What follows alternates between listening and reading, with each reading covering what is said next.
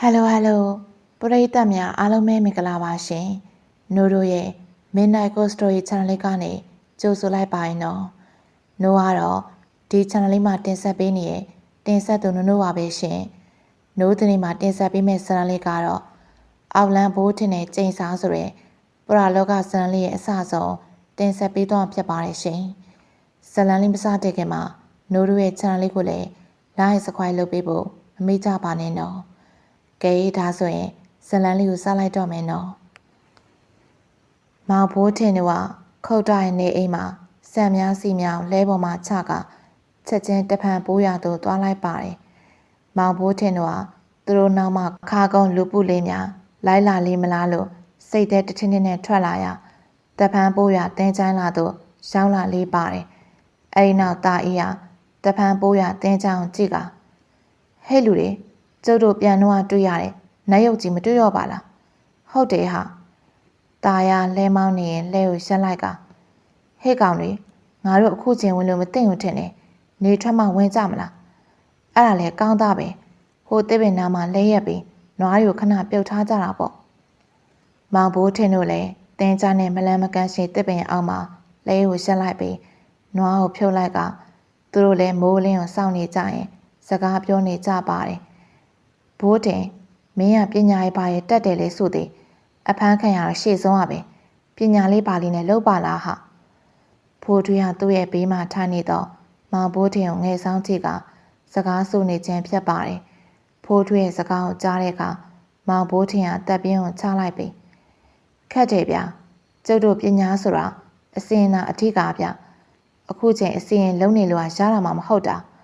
ပြီးတော့ကျုပ်တို့အလို့တရေရီပါရင်မွေးပြီးခိုင်းစားတဲ့အလုပ်လေး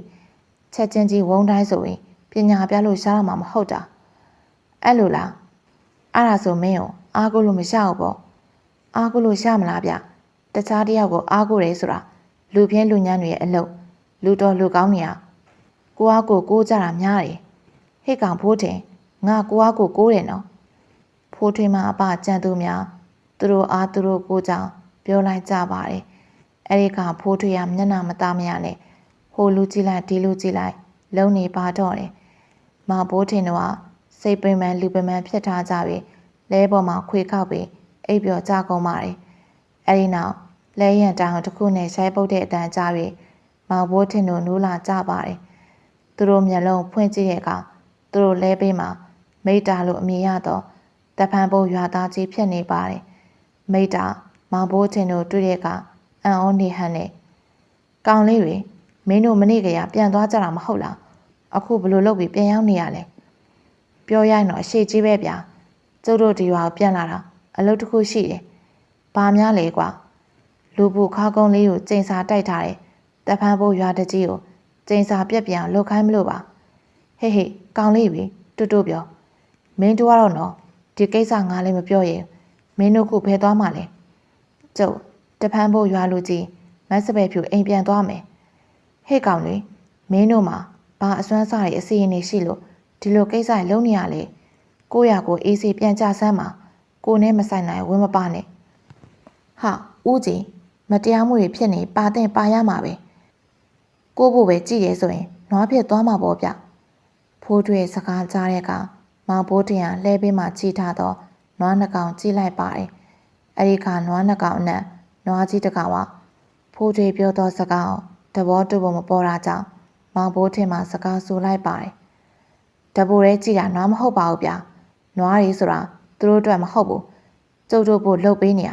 နွားနဲ့မနှိုင်းနဲ့ဗျာမကြိုက်ဘူး။အေးဟုတ်တယ်ဘိုးထင်ပြောတာမှန်တယ်။ငါနွားတွေကိုကြည့်သူ့အတွက်မဟုတ်ဘူး။ငါတို့ရဲ့အရှုပ်တွေကိုချိန်ချောင်းခံပြီးသွားလိုက်ပြန်လိုက်လုပ်နေရတာ။ဗမာများတပိုတဲသမားလေ။ตาရမောင်ဘိုးတင်ပြောစကားထောက်ကန်စကားဆိုပြီးဖိုးထွေးကိုပြောလိုက်ခြင်းဖြစ်ပါတယ်။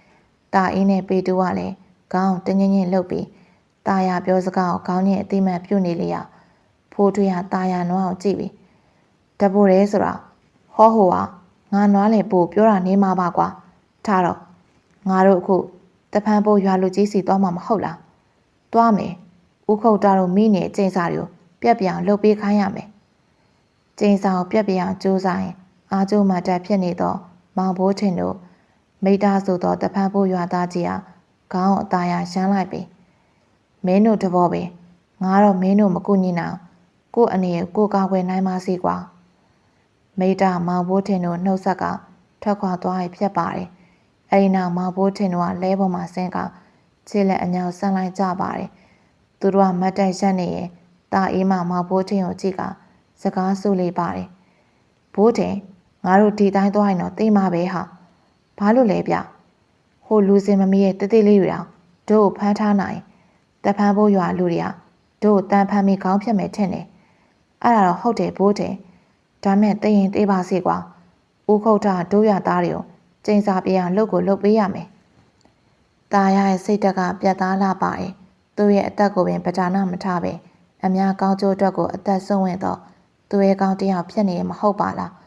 ตาရနီးသူကြံသူများလဲအဲ့ဒီနီးသူဖြစ်ပါတယ်အဲ့ဒီနောက်မောင်ဘိုးထင်ကမြေပြင်မှာတင်ပလီခွေထားလိုက်ကမြေကြီးကိုလက်နဲ့ပုတ်လို့မန်နဲ့တပုတ်ကိုရွှတ်လိုက်ပါတယ်မောင်ဘိုးထင်ရဲ့ရုပ်တရက်အဲ့လိုပြုတ်လုလိုက်ခြင်းကြောင့်ကြံသူများလဲကြောင်ရင်းနေကြပါတယ်မောင်ဘိုးထင်ကအတန်ကြားတဲ့အထိမန်တန်ရွတ်ဖတ်နေပါတယ်တနိုင်မြကြာချိန်တွင်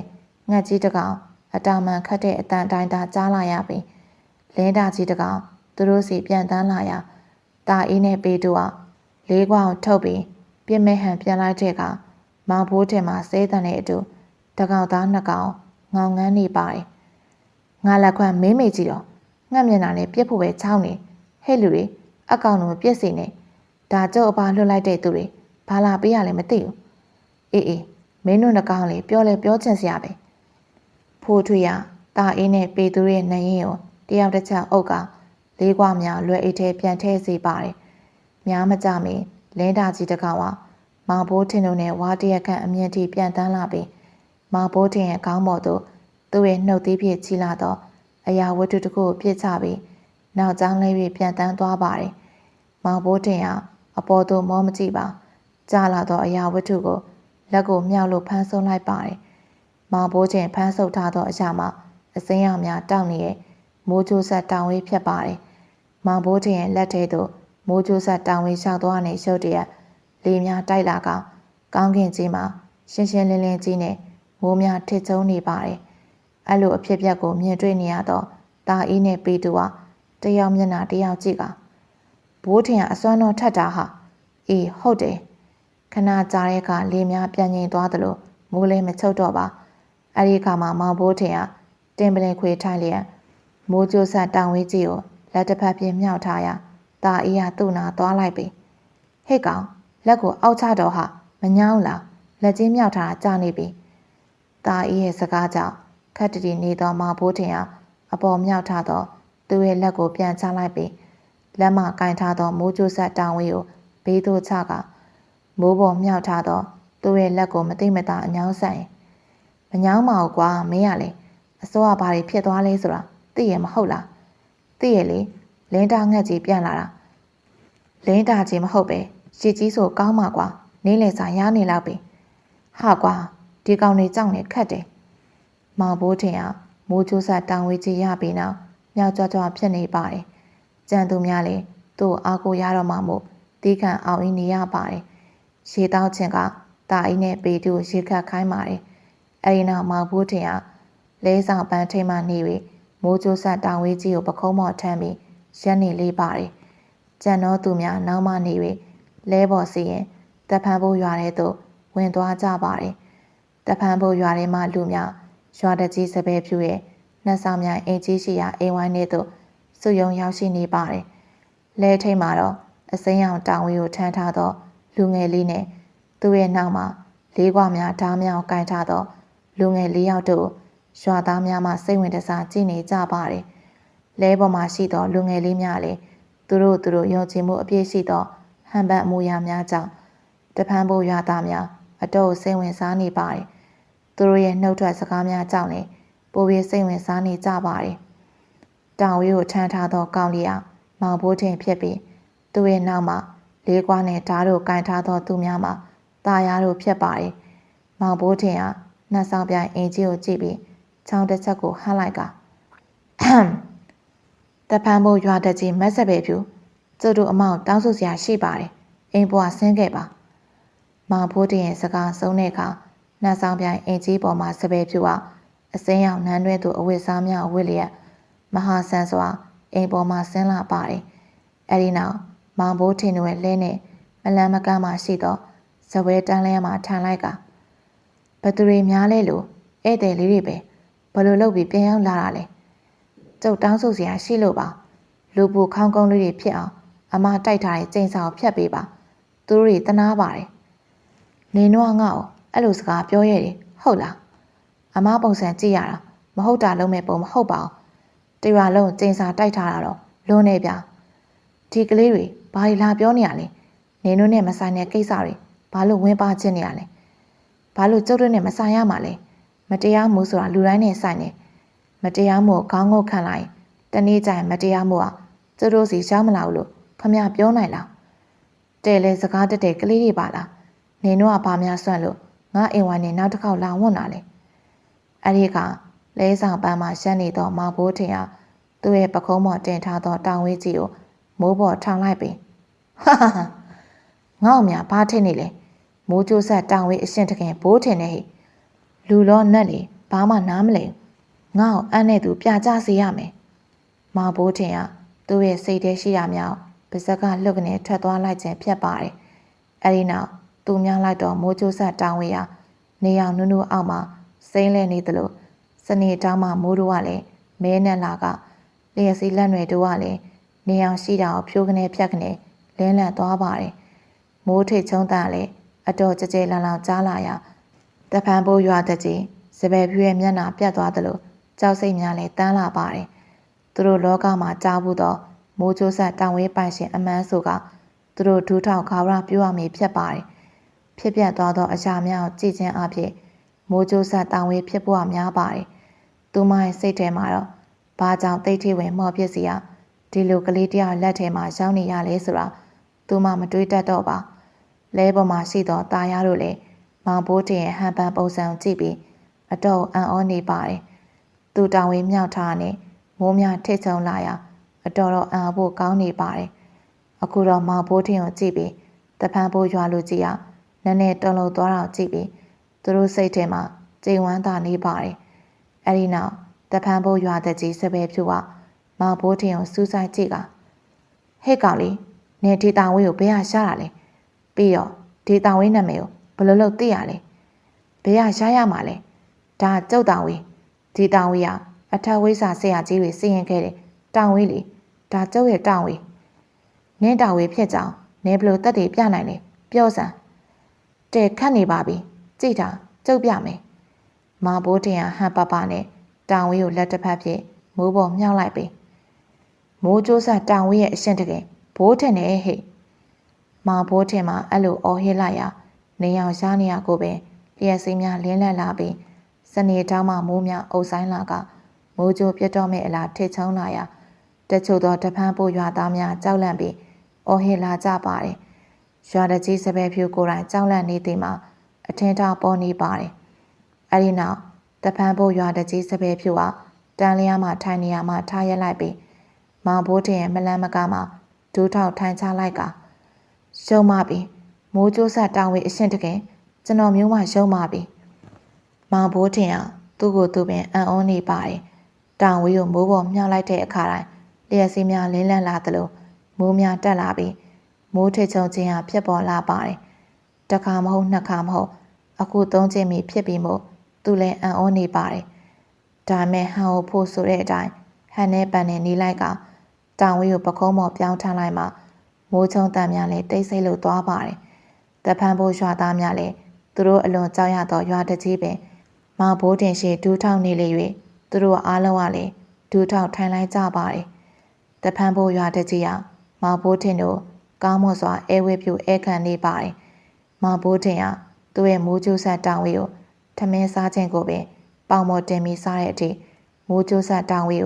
ကိုနဲ့မကွာထားလိပါတယ်ဒီလူနဲ့ထမင်းစားပြီးရဲ့အခါအိမ်ရှိတန်းလျားမှထိုင်ပြီးစကားဆက်မိပြောလိုက်ပါတယ်အမစပယ်ဖြူပြောပါမိုးကျိုးဆက်အရှင်တခင်ဟာအဲ့လိုချင်းမခေါ်ပါနဲ့ဗျာမိုးကျိုးဆက်အရှင်တခင်ကိုမလေးမစားမပြုတ်ဝွန့်ပါအမရေပြောရခတ်လိုက်ပါပြီထားပါဗျာ ကြုံမေးစရာရှိတယ်ပြောပါမိုးချိုးဆက်အရှင်တခင်ကျုပ်တို့လူဖို့ခါကုန်းလေးကိုတိုက်ထားတဲ့ကျင်းဆောင်ပြတ်အောင်လုပ်ပေးစေချင်တယ်အဲ့ဒါကတော့ကျမလည်းမတက်နိုင်ဒီကိစ္စတွေကအရင်ရွာတကြီးဦးစနီးကလှုပ်ခဲ့တာပါအဲ့ဒီကျင်းဆောင်ပြတ်ပြားလုံနိုင်မဲ့အရာမရှိဘူးလားအမရှိရောရှိရဲ့ဦးစနီးကောက်တက်နိုင်ကျင်းစာပြဲ့ပြီဗျာလူတက်ရမယ်ဟုတ်လားလူတော့မဟုတ်တော့ဦးစနီးကအခုမွေကြီးအဖြစ်ဝင်စားနေပြီကျမတို့ရဲ့ရွာရှိနေတဝက်သွားရတဲ့ခရီးမှာကြောက်တောင်ကြီးတောင်ရှိပါတယ်အဲ့ဒီတောင်မှာဦးစနီးကဝင်စားတဲ့မွေဖြူကြီးရှိရဲ့သူ့ကိုတက်နိုင်လူပူခါကုန်းကျင်းစာပြဲ့ပြီမောင်ဘိုးတင်ခက်တာတွေးလိုက်ပြီးကျန်တော့ဖိုးထွေးတို့ဘက်လှည့်ကြည့်လိုက်ပါတယ်ဖိုးထွေးတို့ကလည်းသူ့ကိုကောင်းပြန်ညှိပြလိုက်ရမောင်ဖိုးတင်ကစပယ်ဖြူဖက်ပြန်လှည့်ပြီးအမလူပူခါကုန်းလေးဘာကြောင့်ကျင်းစာမိရဲဆိုတာအမသိလားအင်းသိရဲ့ဘလို့ဖြစ်တာလဲဆိုတာပြောပြပါမိုးကြိုးဆက်တောင်ဝေးအရှင်တခင်မေးမှတော့ပြောပြပါမယ်တပန်းပိုးရွာတကြီးစပယ်ဖြူကမောင်ဖိုးတင်ကိုအတော့လေးစားဆက်ဆံနေပါတယ်အဲ့ဒီနောက်စပယ်ဖြူကမောင်ဖိုးတင်ကိုရင်ရွေးချမ်းငှဲ့ပြီးစကားဆက်လေပါတယ်ကျမသိထားတာကတော့ဒီတပန်းပိုးရွာရဲ့အရှင်ရွာတကြီးရဲ့သားကံပေါက်ရောက်သွားတယ်တဲ့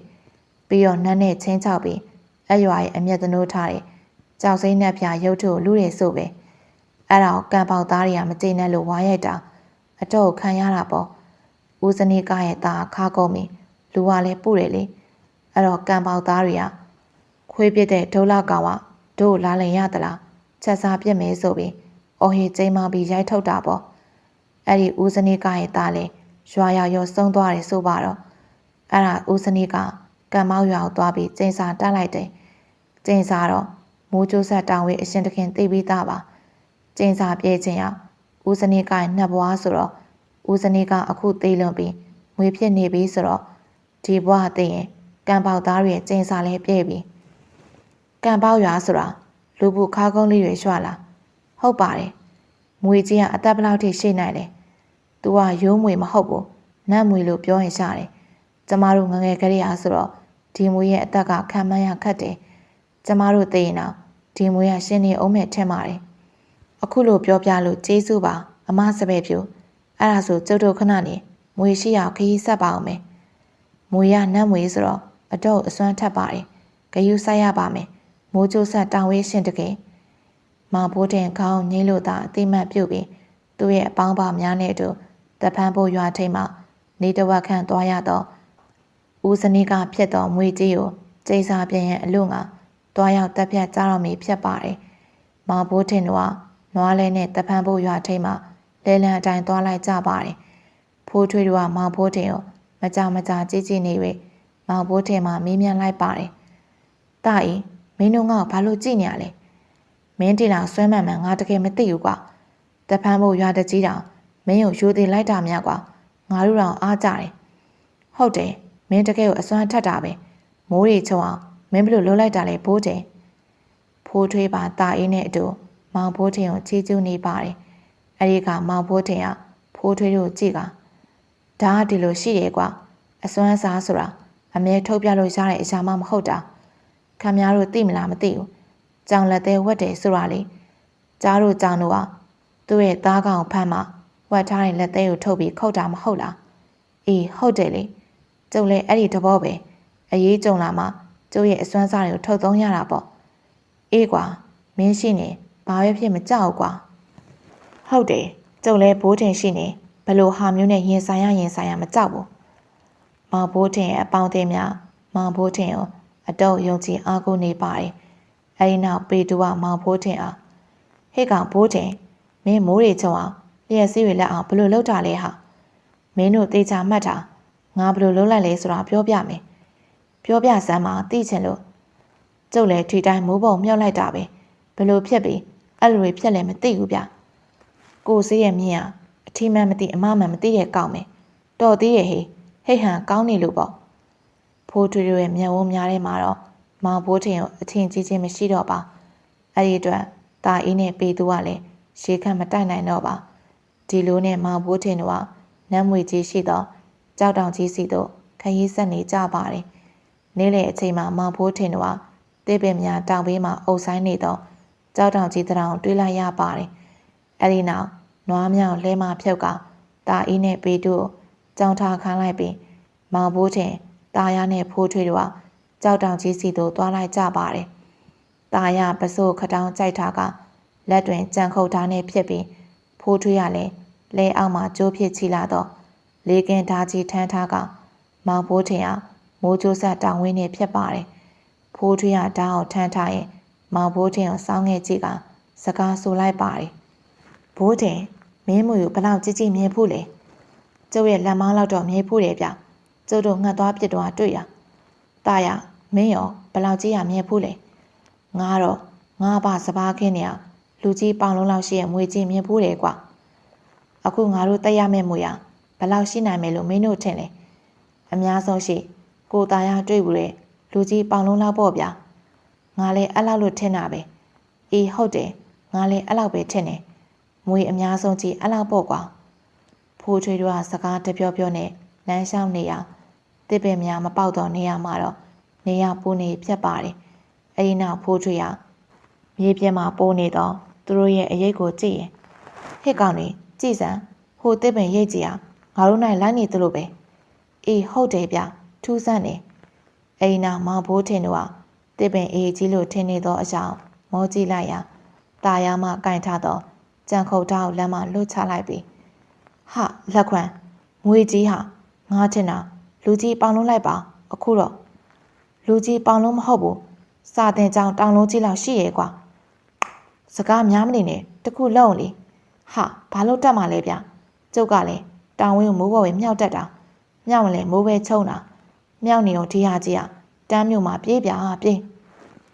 မောင်ဘိုးထင်ကပြောပြောဆွဆွတောင်ဝင်းကြီးကိုလက်ကကိုင်ကပြေးလေပါတယ်မောင်ဘိုးထင်ပြေးတဲ့ကတာယာနဲ့ဖိုးထွေးရလဲပြေးပါလေတော့တယ်သူတို့ပြေးတော့နေရတာအီးနဲ့ပေတူနွားကြောင်းနေတော့နေရာသို့ဖြတ်ပါတယ်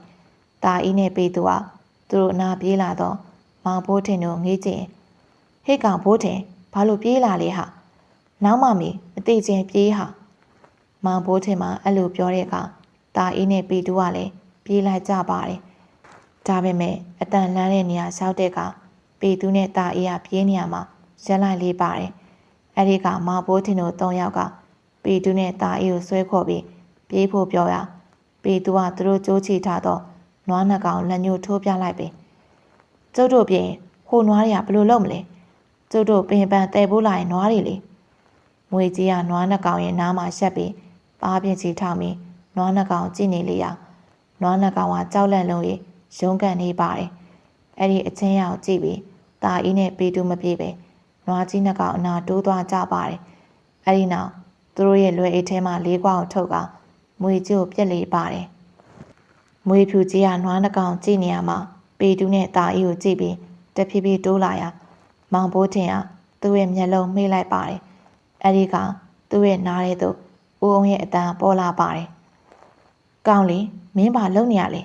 မိုးကျိုးဆက်တောင်ဝေးကိုမြောက်ပြီးတောင်ဝေးထိတ်နဲ့မင်းရဲ့ရန်သူထိုးလိုက်အစိုးရပြောဖို့အပရဲ့တောင်ဝေးကြီးကိုဒီတိုင်းလာချပေးပြီးအခုမှပြောရသလားဟိုကောင်းနေသိရင်အပအပြစ်ဦးအောင်ရဲ့စကားတောင်မကြားနိုင်တော့ဖိုးထွေးနဲ့တာယာမောင်ဘိုးထင်ပြောတဲ့စကားကိုပဲကြားရ၍ရှူများယူသွားပြီလားလို့ထင်နေပုံရှိပါတယ်အဲဒီနောက်မောင်ဘိုးထင်ကတောင်ဝေးကိုမြောက်လိုက်ရာလျှက်စီးများလင်းလက်လာပြီးမိုးထိတ်ချုံတန်းများပေါ်လာပါတယ်မောင်ဘိုးထင်ကသူ့ရဲ့မိုးကြိုးဆက်တောင်ဝေးကိုအတန်ကြောင်မြောက်ထားပြီးတောင်ဝေးထိတ်နဲ့မွေဖြူကြီးကိုညွှန်ပြလိုက်ရာကျေလာတော့မိုးကြိုးပြက်တန်တဲ့အတူမွေဖြူကြီးရဲ့ဦးခေါင်းကမြေပြင်သို့ပြက်၍ကျသွားလိပါတယ်မွေဖြူကြီးရဲ့ဦးခေါင်းမောင်ဘိုးထင်ခြေထောက်နဲ့နင်းပြီးမိုးကြိုးဆက်တောင်ဝေးစင်းကြီးကိုထမ်းထားပါတယ်အခုခါမှာတော့တာအီးနဲ့ပေတူကမောင်ဘိုးထင်အတွက်ရေသင့်ခတ်ပေးနေပြီးလေးလေးစားပြန်လဲဆက်ဆက်နေပါတယ်မောင်ဘိုးထင်ကမွေသေးကြီးကောင်နင်းထားရမှာငွေကြီးရဲ့ကိုပန်းကြီးကိုကြည့်ပြီးအသားတွေဖြတ်ယူမယ်လို့ပြောနေလေရဖိုးထွေးတို့ချောမော့ပြီးတားထားရပါတယ်အဲဒီနောက်မွေကြီးလဲသိပြီးမို့လဲကိုကောက်လို့အပြန်လန်းခရီးကိုစတင်လိုက်ပါတယ်မောင်ဘိုးထင်ကတဖန်ဘိုးရွာဝင်တဲ့အခါတာယာရဲ့အရှိလဲဆောင်ပတ်မှာတောင်ဝေးကြီးကိုထမ်းပြီးရက်နေပါတယ်အဲဒီခါတဖန်ဘိုးရွာသားများသူတို့မသွားရတော့ပြန်လဲမဲ့ကြောက်တောင်မှပြန်လာသူများအဖြစ်အံ့ဩချီးမွမ်းကမိုးကြိုးစတောင်ဝေးအရှင်တခင်လေးဖြစ် သားသားဖြစ်နေကြပါတယ်။တဖန်ဖို့ရွာတကြီးလေမောင်ဘိုးထင်တို့သူ့ရဲ့ရွာမှာအနားယူဖို့ပြောတော့လေကောင်းမွန်စွာညှင်းလိုက်ပြီးလူပူခါကုန်းဦးခုတ်သားရဲ့အိမ်သို့လှမ်းလိုက်ကြပါတယ်။မောင်ဘိုးထင်တို့အပြန်ခရီးနှင်လျာညနေနေဆောင်အချိန်မှာတော့ဦးခုတ်သားရဲ့နေအိမ်သို့ရောက်ရှိလာဖြစ်ပါတယ်။သူတို့အိမ်ဝိုင်းထဲဝင်ပြီးနွားမြောက်ဖြုတ်ပြီးတဲ့အချိန်ထိလူရည်လူရောင်မှမတွေ့ရပါ။မောင်ဘိုးထင်တို့ကလဲအနားမှာရက်နေရင်ဦးခုတ်သားနဲ့မဝင်းကားတို့မြေးဖို့စိတ်ဖို့နေကြပါတယ်။သူတို့စိတ်ဖို့နေအကြောင်းမှာကံပေါက်ရွာသားများသူတို့လွတ်ပေးလိုက်ရမလားဆိုပြီးဦးခုတ်သားနဲ့မဝင်းကောင်အပြစ်ပေးမှစိုးရိမ်နေကြပါတယ်။အဲဒီနောက်မောင်ဘိုးထင်ဟာအချင်းချင်းတိုင်ပင်လိုက်ကြပြီးကံပေါက်ရွာကိုလိုက်သွားဖို့ဆုံးဖြတ်လိုက်စဉ်အိမ်ဝိုင်းထဲသို့လူများဝင်လာကြပါတယ်။အဲဒီသူများတွေ့ရကမောင်ဘိုးထင်တို့ကငေးကြည့်နေပါတယ်။အဲဒီလူအုပ်ထဲမှာအသက်60ကျော်လူကြီးနဲ့မိန်းမချောလေးတယောက်ကမောင်ဘိုးထင်တို့ပြုံးမိကြည့်ကကောင်လေးတွေမင်းငါတို့မမှတ်မိဘူးလားမင်းတို့ရဲ့ကျေးဇူးကြောင့်ငါတို့တာမန်လူတွေလိုပြန်ဖြစ်သွားပြီကွာဘာလူသားမှလည်းစားစရာမလိုတော့ဒါဆိုဦးကြီးကဦးခုတ်တာပေါ့ပြီးတော့ဟိုအမဝင်ကလားဟုတ်တယ်လေမောင်လေးအမဝင်ကလေလှချက်ပြ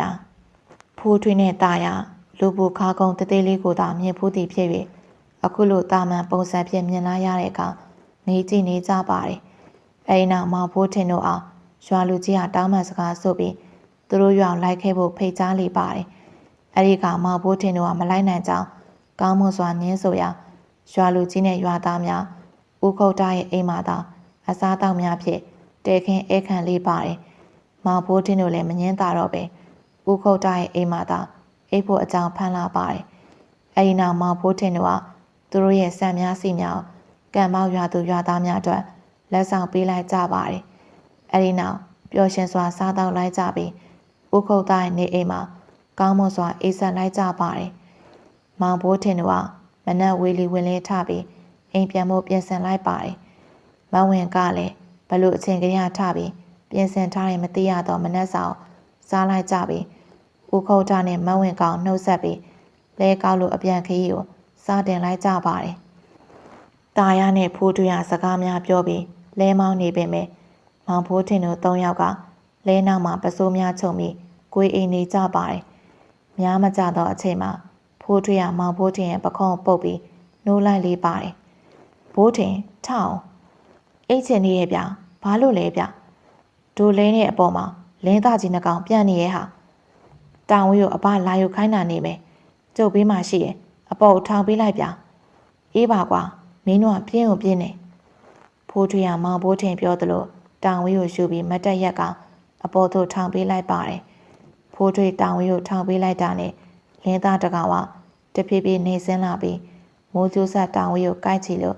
အလင်းအမြန်ပြန်ထွက်သွားပါတယ်။အဲဒီလင်းသားများပြန်ထွက်သွားတာနဲ့အိပ်ပျော်လူဖြစ်နေသောမောင်ဘိုးထင်ရဲ့နားရီသို့ဦးအောင်ရဲ့အတန်ပေါ်ထွက်လာပါတယ်။ကောင်းလေလူမိုက်ငါတို့မိုးကျိုးဆက်တောင်ဝေးကိုအခြားဆုံးကဝေရှူသွားပြီ။မင်းတို့မိုးကျိုးဆက်တောင်ဝေးမပိုင်ပြန်မလာနဲ့ဒါပဲမောင်ဘိုးထင်ကအိမ်နေရင်ဦးအောင်ရဲ့စကားကိုအိမ်မက်အလားတကယ်လားလို့ထင်နေရင်ဆက်ပြီးအိတ်လို့အပြန်ခရီးကိုလိုက်ပါလာပါတယ်မောင်ဘိုးထင်တော့ကံမောက်ရွာမှာလူဖို့ခါကုန်းလေးများရဲ့ကျင်းစာကိုဖြတ်ပြီးလောက်အတော့ပင်မနေကြဖြစ်ပါတယ်ကလေးတသားမောင်ဘိုးထင်တို့၃ယောက်မှာပြေးရလွှားရနဲ့အတော့ဒုက္ခများခဲ့ရမောင်ဘိုးထင်တို့လဲပေါ်မှာအိပ်ပျော်နေကြပြီးမိုးချိုးဆက်တောင်ဝေးကြီးကိုအိတ်ချင်မှုတို့နဲ့လင်းတာများပြန်လာတော့သူ့အားမိုးကျိုးဆက်တောင်ဝေးလာပြီးလင်းတာကြီးများထင်ကဖိုးထွေးကိုပေးခန့်လိုက်ခြင်းဖြစ်ပါတယ်။ဦးအောင်မစိတ်အတန်လွှင့်၍သူ့အားပြောနေပေမဲ့အိတ်ချင်စိတ်ကကြီးစိုးကအိပ်ပျော်သွားခြင်းဖြစ်ပါတယ်။ဒီလိုနဲ့မောင်ဘိုးထင်တို့အပြန်ခရီးမှာလဲတစ်ချမ်းအဆောက်မှာမောင်ဘိုးထင်နိုးလာပါတယ်။နိုးလာတာနဲ့လဲပေါ်ငိုငိုင်ထိုင်ကိုဖိုးထွေးမိုးကျိုးဆက်တောင်ဝေးကြည့်ရောမင်းမဲငါတို့လဲပေါ်ပြန်နေလင်းတာကြီးတို့ပေးလိုက်ဆိုအဲ့ဒါကြောင့်ငါပေးလိုက်တာလေဟာတွားပြီဗျာမှားကုန်ပြီပြိုဘာဖြစ်တာတော့ဘိုးထင်ဘာဖြစ်ရမှာလဲကိုတာရရကျုပ်တောင်ဝေးကြီးကိုတခိုးခိုးသွားပြီဟုတ်လို့လားကွာမင်းတို့လာပို့တဲ့လင်းသားကြီးတွေပြန်သွားတာမဟုတ်လားဘေးကဟုတ်ရမှာလဲကျုပ်ဘာပြောတယ်တောင်ဝေးပါမလိုက်ပြန်မလာခဲ့နေတယ်မောင်ဘိုးထင်ตาရနဲ့ဖိုးထွေးတို့ရဲ့ ကြကြလလောင်စကားတန်များကြောင့်တာအေးနဲ့ပေတူနိုးလာကဟဲ့လူတွေဘာဖြစ်ရပြန်ပြီလဲဗျာဘာဖြစ်ရမှလဲမိုးကြိုးဆက်တောင်းဝေးချင်းလင်းသားတွေချိပြီးခိုးသွားလို့ကွာ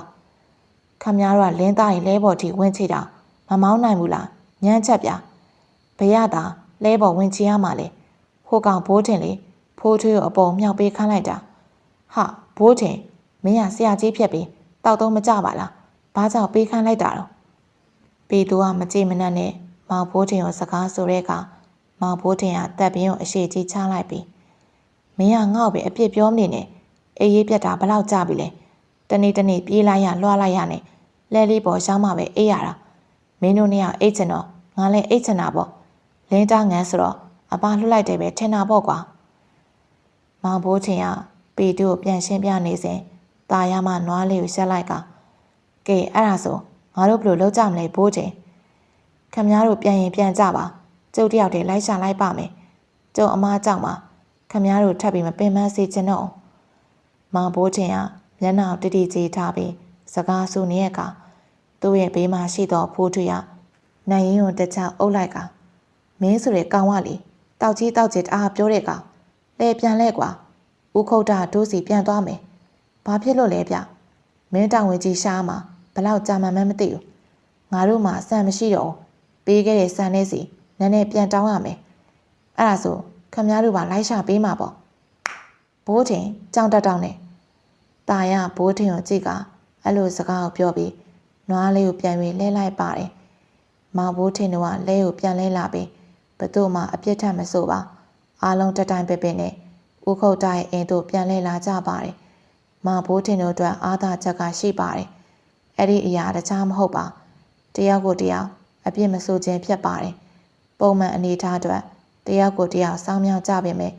တကယ်အရေးကြီးပြီဆိုကဘသူ့မှာအပြစ်မဆိုပါအားလုံးတတိုင်ပင်ရှိကြပါတယ်စုပေါင်းခြင်းသည်အောင်မြင်ခြင်းဆိုပါတယ်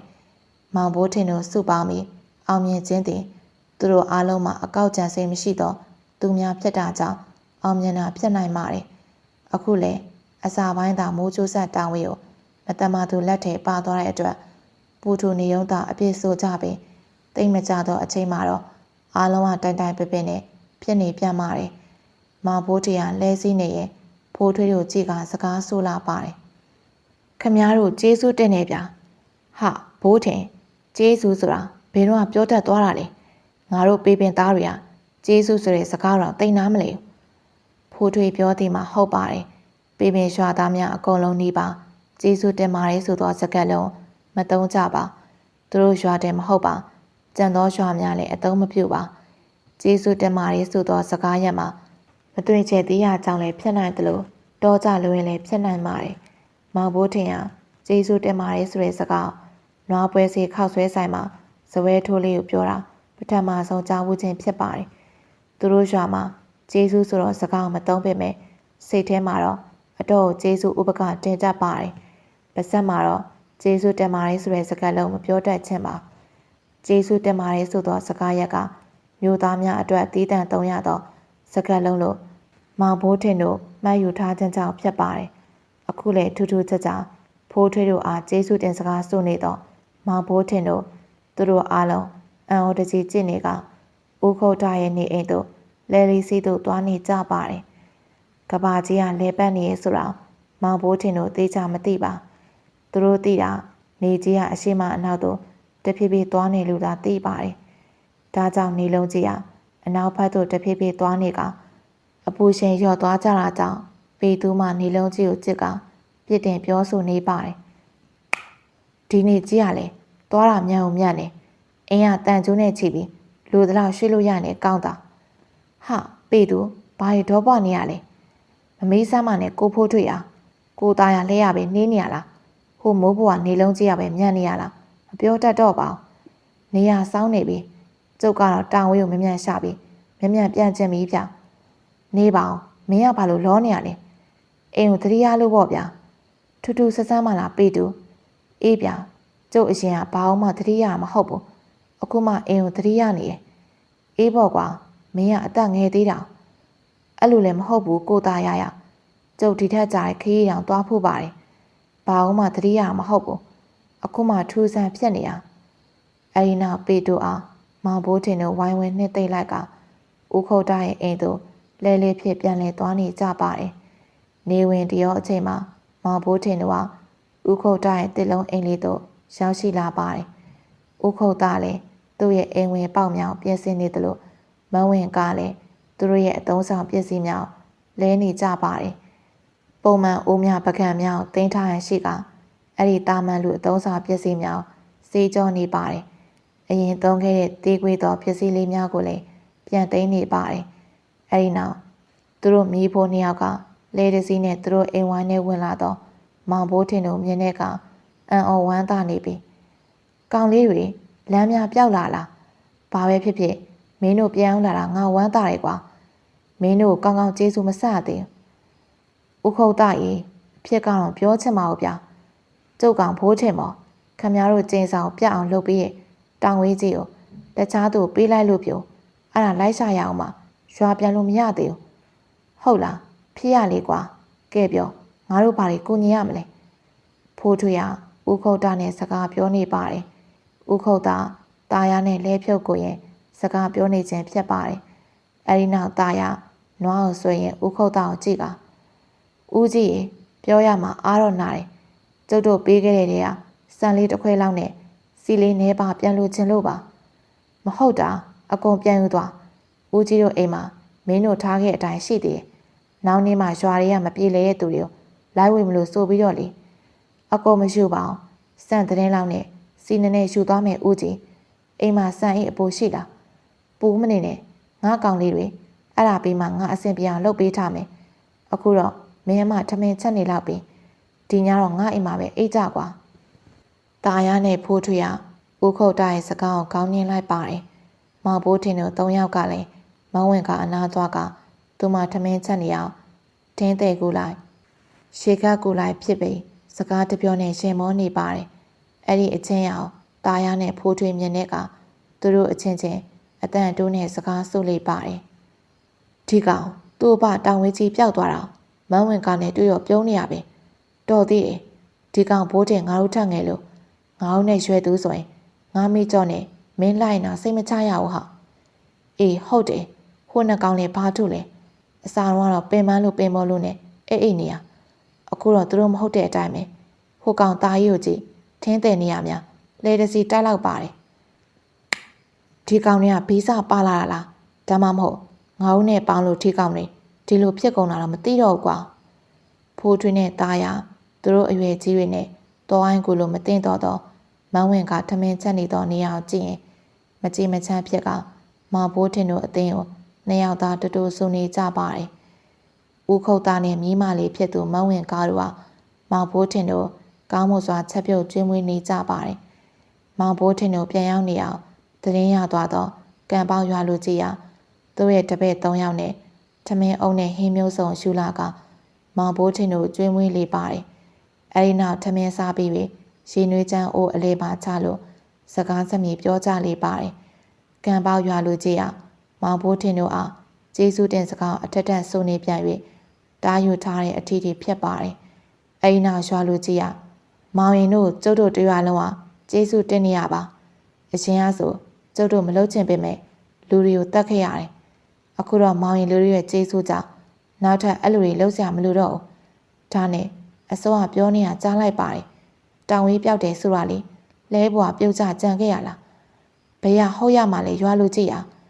ကျုပ်ကိုယ်တိုင်ပေးလိုက်မိရဟာစမ်းလာပါလားကွာကျုပ်တို့တောင်ဝေးကိုလာပေးတော့လေလင်းတာငတ်ကြီးတွေချီပြီးလာပေးရလေအခုကျုပ်တို့လဲပေါ်လင်းတာငတ်ကြီးတွေကပ်ပြီးပြန်နေရောလာပေးရဲ့ငတ်ကြီးတွေထင်ပြီးပေးလိုက်မိရအဲ့ဒါဆိုမောင်ရင်တို့တောင်ဝေးကိုကလင်ကြပြီးရှူသွားတာပေါ့ဟုတ်တာပေါ့ဦးကြီးရအဲ့ဒီနောက်ရွာလူကြီးရဦးခုတ်တာကိုတေချာကြည့်ကဦးခုတ်တာဘယ်လိုလဲကျုပ်တို့ကူညီလိုက်ကြမလားဗျကျုပ်အနေနဲ့ကဘာမှပြောစရာမရှိပါဘူးရွာလူကြီးတဘောပါအဲ့ဒီနောက်ရွာလူကြီးကမောင်ဘိုးထင်တို့ဘက်ကိုပြန်လဲကကဲမောင်ရင်တို့ဘာမှစိတ်ပူမနေနဲ့ဦးကြီးတို့ကျေးဇူးပြုဖို့တော့မောင်ရင်တို့လည်းပြန်ပြီးကျေးဇူးပြုပြစေဘာကြီးပြောတာကြုံနာမလဲဒီလိုမောင်ရင်လေးရဲ့ဘာကြီးတို့ရွာမှာကြောက်စိမ့်မေတော်ရုပ်ထုလေးရှိတယ်သူ့မေတော်လို့ပဲခေါ်ကြတယ်နာမည်တွေဘာတွေတော့ဘာကြီးလို့လည်းမသိဘူး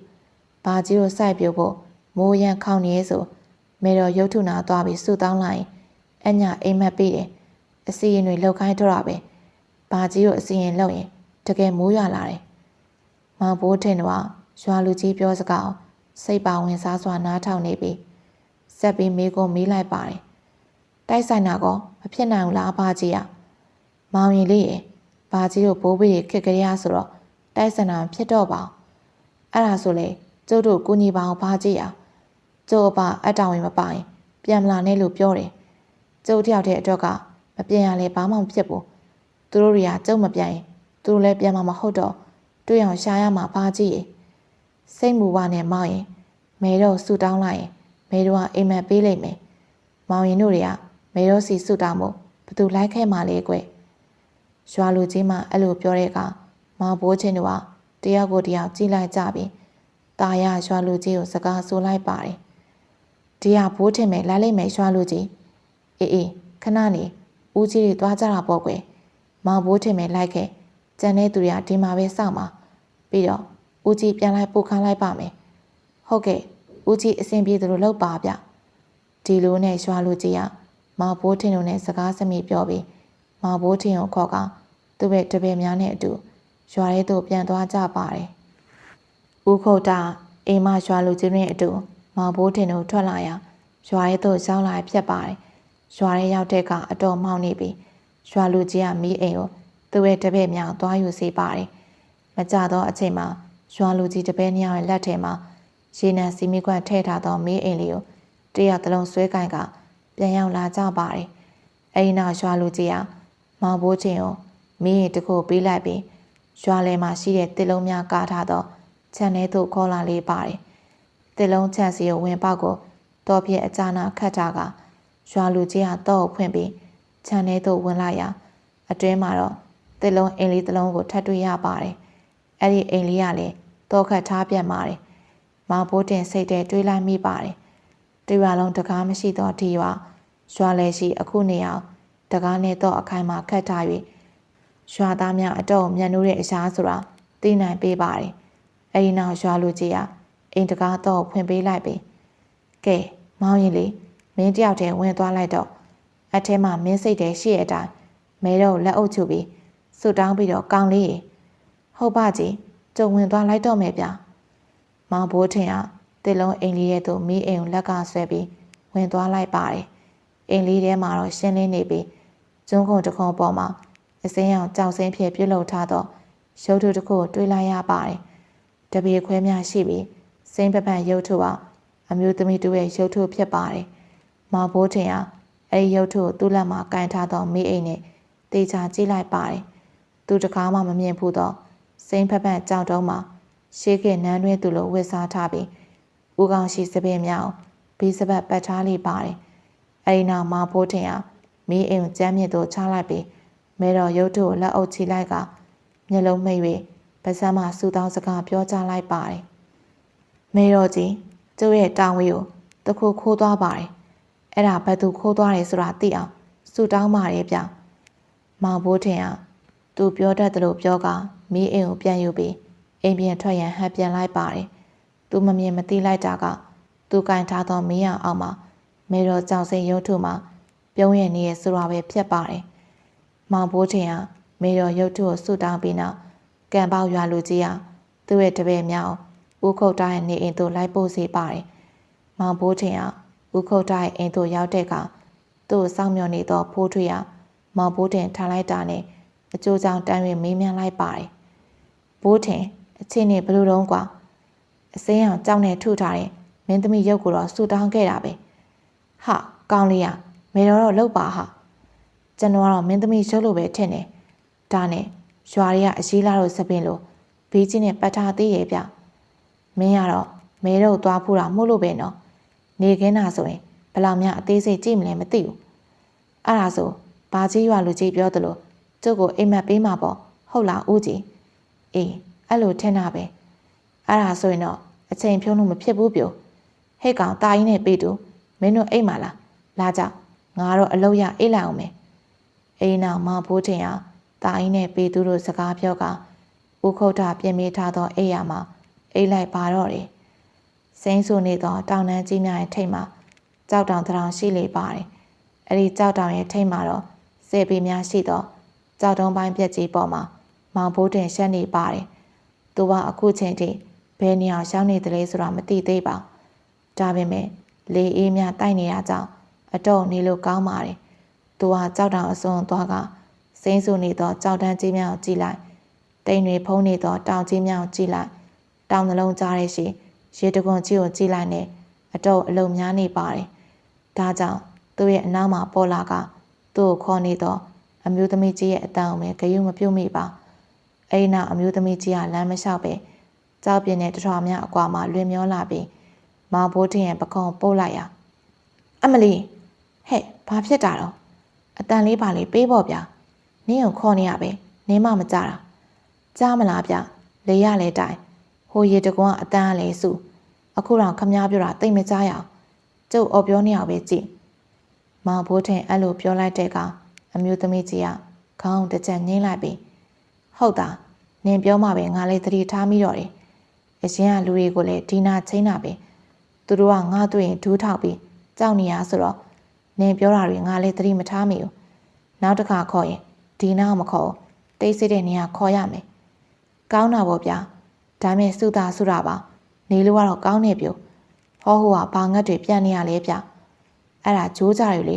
ရေတခွန်ဘက်ကိုပြန်နေအောင်တဘောကြလို့လားတဘောကြတာပေါ့ဗျာလေးကွာပိုင်ပြစ်လိုက်ကြလို့ကတော့ပြင်မလွယ်ကြီးတွေပဲအမျိုးသမီးကမောင်ဘိုးတင်စကားကြားတဲ့အခါမျက်လုံးပင်ပြူးကျဲသွားရပါတယ်အဲ့ဒီနောက်မောင်ဘိုးတင်ကိုကြည့်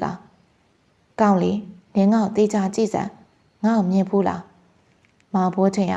အဲ့ဒီအမျိုးသမီးကြီးကိုတေးချကြည့်လိုက်ပါတယ်အဲ့ဒီနောက်ခေါင်းတစ်ချက်ကုတ်ကမြင်တော့မြင်ဘူးသလိုပဲဗျမှတ်မိနေရကအရေးရဲ့စပင်ကိုဘီးနဲ့ပတ်ထားရင်ပုံပဲအော်တိပြီအရေးကကျုပ်တို့ရွာအရေးလားနဲ့တူတော့သူလဲစပင်ကိုအဲ့လိုပတ်ထားတာပြီးတော့အရေးကမင်းသမီးလိုလဲဝတ်ထားသေးရဲ့ဆိုတော့အငြိမ်မင်းသမီးလားနေရတော့လေငါလေးရဲ့ငါတော့မမှတ်မိဘူးလားမှတ်မိမလားဗျတွေးမှမတွေးဘူးလားဟဲ့အကောင်နေမဲငါ့ကိုစုတောင်းထားပြီးတော့ငါမဲတော့လေးဟဲ့အရေးကမဲတော့လားအေးဟုတ်တယ်အဲ့ဒါကြောင့်တူတော့တူပိုင်စဉ်းစားနေရဒါပေမဲ့အယုတ်ထက်အပြင်မှာပိုလာတယ်ဗျတကယ်လားတကယ်ပေါ့အရေးရယ်မဲတော့ပါဆိုဘာအရေးလဲအော်ဟုတ်တာဟုတ်ကဲ့မဲတော့ကျုပ်ကမသိလို့ပြောမိတာပါဗျနင်းရဲ့တောင်ရဲ့ဘသူခိုးသွားလဲသိချင်တာမဟုတ်လားဟုတ်တယ်မဲတော့အဲဒီနောက်မဲတော့ကသူ့ရဲ့လက်ညှိုးတောင်နေဘက်ထိုးပြီးဝိုင်းလိုက်လေးပါတယ်အဲဒီခါတောင်များမဲတော့ဝိုင်းလိုက်တော့အတိုင်းတာအတိုင်းမှန်တစ်ချက်လိုဖြစ်သွားပြီးအဲ့ဒီတဲမှာတောင်ဝေးတစ်ချောင်းကိုကန်ပြီးပြုံးနေတော့အမျိုးသမီးနှစ်ယောက်ကိုတွေးလိုက်ရပါတယ်မောင်ဘိုးထင်ကအဲ့ဒီအမျိုးသမီးနှစ်ယောက်မြင်တဲ့အခါအတော့အံ့ဩသွားပြီးမယုံကြည်နိုင်လည်းဖြစ်မိပါတယ်အเจ้าမှာတော့တောင်နေရာမှာပေါ်နေတော့အမျိုးသမီးနှစ်ယောက်မှာလောင်ကစားသမားမာကြီးနဲ့မာလေးဖြစ်နေခြင်းကြောင့်ဖြစ်ပါတယ်အဲ့ဒီကမောင်ဘိုးထင်ကသူ့ရဲ့မျက်လုံးသူမယုံနိုင်ဖြစ်နေသလိုမေတော့လည်းငယ်ဆောင်ကြည့်ကမေတော့ဒါအမှန်လားမေတော့အမှန်ပါနင်တို့တောင်ဝေးသူတို့ခိုးသွားတာဒါကျတို့ရွာကျတို့အတိမာကြီးနဲ့မာလေးပါသူတို့ကစုံးနေလားမေတော့အဲ့ဒါတော့ငါလည်းမသိဘူးသိကြတာကတော့သူတို့ခိုးထားပဲအေးဗျာအမှန်ဆိုရင်တော့ဘိုးထင်နဲ့တွေ့ပြီပေါ့မောင်ဘိုးထင်ကတောင်ထဲမှာပေါ်နေတော့တောင်ဝေးကြီးကိုကန်ပြီးပြုံးရနေတော့မာကြီးနဲ့မာလေးကိုကြည့်နေစဉ်သူမတို့ရဲ့ပုံရိပ်များမှာတဖြည်းဖြည်းပြောက်ကွယ်သွားပြီးမေတော့လှည့်ကြည့်လိုက်ရမေတော့လည်းရှိမနေတော့ပါအဲ့ဒီနောက်တောင်များတဖြည်းဖြည်းပြောက်ကွယ်သွားသလိုသူရက်နေတော့ကြောက်တောင်ကြီးရလေတဖြည်းဖြည်းနဲ့ပြောက်ကွယ်လာကသူပါပြောက်ကွယ်လို့သွားပါတယ်ဦးခုတ်တိုင်းအိမ်မှာတဲကြတော့မောင်ဘိုးတင်တို့အဖွဲကမနက်အစောကြီးနိုးထလာပါတယ်သူတို့အစောကြီးနိုးလာတယ်ဆိုပေမဲ့မဝင်ကမင်းအိမ်လေးနဲ့ထမင်းချက်နေဖြတ်ပါတယ်မောင်ဘိုးတင်တို့ကထမင်းချက်နေတော့မဝင်ကအနာသွားပြီးစားယူသူယူအိုမဲခဲယူသူယူပြီးရေအိုးစင်အနာသွားပြီးမျက်နှာတက်လိုက်ကြပါတယ်မျက်နှာတက်ပြီးတဲ့အခါตาရနဲ့ဖိုးထွေးတို့ကနွားများချီထားသောနေရာသို့သွားနေကြပါတယ်မောင်ဘိုးထင်တို့၃ယောက်ကထမင်းပကံသူယူသူယူဟင်းပကံယူသူယူနဲ့မနက်စာထမင်းစားရန်ပြင်ဆင်ကူပေးလိုက်ပါတယ်အဲဒီနောက်ဥခုတ်တလည်းနိုးလာပြီးတော့အားလုံးဝိုင်းဖွဲ့ပြီးစားတော့လိုက်ကြပါတယ် နက်ခင်းအစောကြီးထမင်းစားနေစဉ်ဦးခုတ်တာမောင်ဘိုးထင်ကိုကြည့်ကကဲကောင်းလေ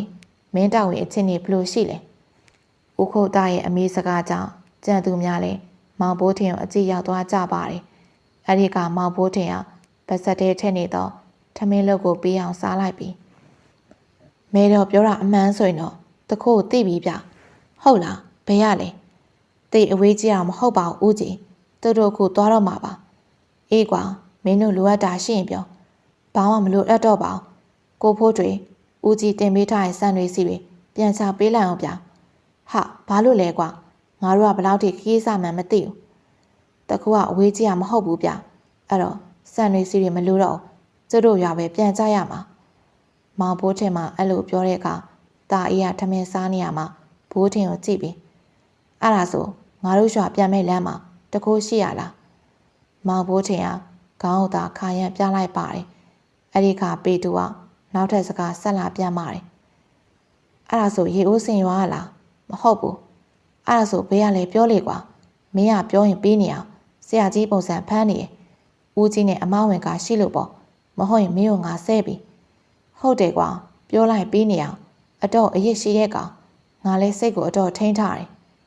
တာအေးနဲ့ပေတူကစိတ်တူလာကြပါတယ်သူတို့ကအရေးရှိခြင်းကိုသိမကြိုက်ပါပြောမယ်ဆိုပြောလုံးမယ်ဆိုလုံးဟူသောကောင်းလေးများဖြစ်ပါတယ်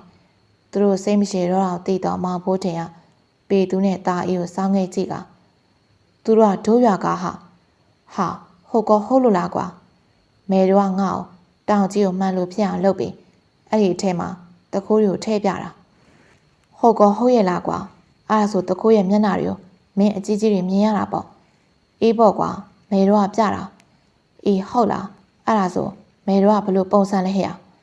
ဟုတ်တယ်ငါလည်းသိကျင်တယ်ငါပြောပြမယ်ရုပ်ထုနဲ့တော့သိမတူဘူးကွာသူကအပြစ်မှာအသက်ကြီးရဲ့ငါတော့အရေးလို့ခေါ်မိသေးတယ်ဟာကွာမင်းကမဲတော်မှအရေးလို့သွားခေါ်ရလားကွာတိမှမသိပဲမဲတော်ကတဘောတော့ကောင်းမုံမဲဟာဆက်ပြုံမဲတော်ကမင်းကိုဘာတွေပြောသေးလဲပြောတာပေါ့ကွာမဲတော်ကငါ့ကိုခေါ်နေရဟိငါကတောင်ပေါ်မှာရေတန်လေးတန်တွေစုနေရဆိုတော့ဘာမှသိမကြားရဘူးလေအေးပေါ့ဘယ်ကြားရမလဲအဲ့တော့မဲတော်ကငါလက်ခွမ်းအရေးရှိတာမကြိုက်တဲ့ကောင်တွေရလေမင်းတို့မင်းနေရတဲ့နေရမြင့်တော့မယ်ပြောလိုက်ရင်တော့ကြီးကြီးကျယ်ကျယ်နဲ့ရှာတအားရှိတဲ့ကောင်တွေကတော့ဦးကြီးနဲ့မဝင်ကဒီကောင်တွေကိုတောက်မြင်ကတ်လာလို့ပါဖိုးထွေကမောင်ဘိုးထင်တို့ဆဲဆိုငောင်းငန်းလိုက်မှတကောင်နာသုံးကိုပြောနေတော့စကားရက်လိုက်ကြပါတယ်အဲဒီနောက်တာရမောင်ဘိုးထင်ကိုကြည့်ကဟဲ့ကောင်ရှင်းပြောတခုကဘာတူလဲဘယ်ရွာလဲဆရာကြီးပုံစံလာလို့မနေနဲ့ဖိုးထွေကိုနေရင်အုပ်ခန်းလိုက်မှာမောင်ဘိုးထင်ကဖိုးထွေရဲ့လက်ဆောင်သိပါတယ်လူကြီးသားဖိုးထွေကလက်မြန်ချေမြန်ရှိပါတယ်ဒါကြောင့်စကားအပေါ်မပြောရတော့ပဲမောင်ဘိုးထင်စကားဆိုလာပါတယ်တခုကအပြိုကြီး2ယောက်ပြဘယ်အပြိုကြီးလဲလက်ခွမ်းရှင်းလင်းပြောပါရှုံနေပြတ်ပြီလေးမကြီးနဲ့လေးမလေးပြဘာဟုတ်ပါမလားကွာဘာလို့မဟုတ်ရမှာလဲမဲတို့ကတောင်းကြီးအပြည့်ပြတာလေးမကြီးနဲ့လေးမလေးမျက်ခွက်ကြီးကအပြည့်ကြီးမြင်ရတယ်သူတို့မျက်နှာတင်းတိတ်တွေအောင်မြင်ရတယ်ပြဘာမှမမအောင်မောင်ဘိုးထင်ရဲ့တီးကြတော့စကားကြောင့်ဖိုးထွေးတို့အထုံးမတက်တော့ပဲဦးခုတ်တာတင်မိထားတော့စံနေစီကိုပြန်ချပြီးပေပင်ရွာသို့သွားဖို့ဆိုင်းပြန်လိုက်ကြပါတယ်မဟာကြီးနဲ့မလေးလောင်းကစားသမား2ယောက်ကသူနဲ့တည်တော့ရေဦးစင်ရွာမှာပညာသင်မိသူဆိုင်ပြောပြချက်ကြောင့်ဦးအုံးမရှိတော့မိုးကျိုးဆက်တောင်ဝေးကိုတချို့ဆုံးကဝေအောက်လမ်းများငွေအမြောက်များပေးပြီးဝယ်နေရလို့ပြောတာကြောင့်ဦးအုံးစီတို့သွားပြီးအရက်ကိုပါကြီးများနဲ့ပေါင်းကာတက်လိုက်ပြီးမူးနေရကအကြောင်းဆုံးမင်းနေလျာမောင်ဘိုးထင်တို့တန်ဆုံးကဝေ2ကောင်အောင်မိုးကျိုးဆက်တောင်ဝေးကိုသွားပို့ခိုင်းတယ်လို့သိရလေးပါတယ်အဲ့ဒီကအပြိုကြီး2ယောက်ကမိသူဆောင်အကူကြီးတောင်းပြီးမိုးကျိုးဆက်တောင်ဝေးကိုသွားရောက်ယူဆောင်ထားခြင်းဖြစ်ပါတယ်အခုတော့အဲ့ဒီမိုးကျိုးဆက်တောင်ဝေးဟာမမင်းဖြူလို့ခေါ်သောမိန်းကလေးစီတို့ငွေ1000နဲ့ရှောင်းရန်ထွက်သွားကြပြီဖြစ်ပါတယ်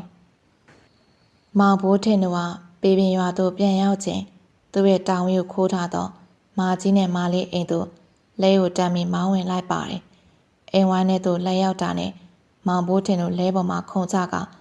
အိမ်ထဲသို့မဝင်ခင်အထိမာကြီးနဲ့မလေးကိုတကြကြောဩကအိမ်ထဲဝင်သွားပါတယ်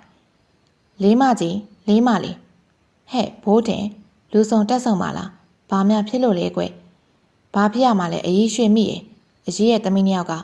ကျုပ်တို့ရဲ့တောင်ဝေးကြီးကိုခိုးသွားလို့ဗျကဲဒီအယူမနှစ်ယောက်ကတော့နဲ့တောင်ဝေးခိုးပြီးဘာလုပ်ကြတော့ငါအိမ်မှာလဲတောင်ဝေးတွေပေါ်မှာပေါ်ပဲဒီအယူမနှစ်ယောက်တော့ခတ်ပါတယ်မောင်ဘိုးတင်တို့ဘာပြောမှန်းတော့မသိအောင်အရေးရွှေမျိုးငေးကြည့်နေပါတယ်ရှင်းပြနေရှုံနေမှာမို့မောင်ဘိုးတင်နဲ့အတူတူရှင်ရနေတော့ပေတူကအရေးရွှေမျိုးကြည့်ကအရေးရဲ့သမီးတွေအိမ်မှာရှိလားအဲ့မတာမတွေကိုနှင်ချထားတာငါနွားနှကောင်စုံမိကြရဒင်းတို့အိမ်မှာမနေကောင်ငါနွားနှကောင်ပြန်ရမှအိမ်ပြန်လာလို့ပြောထားတယ်အရေးရွှေမီကမောင်ဘိုးထင်တို့တေချာကြည့်ပြီးပြောတာကြောင့်အိုးမလုံတော့မောင်ဘိုးထင်တို့ကအရေးရွှေမီကိုအမြန်နှုတ်ဆက်ကလဲပေါ်အမြန်တက်ပြီးအရေးရွှေမီအိမ်ဝိုင်းထဲမှာမိုင်းထွက်လိုက်ကြပါတယ်မြန်မသွားလို့လည်းမဖြစ်ပါအရေးရွှေမီရဲ့နွားတရှင်းကိုရှောင်းပြီးဖဲရိုက်စင်ကအတူပါသွားသူမှသူတို့မဟုတ်ပါလား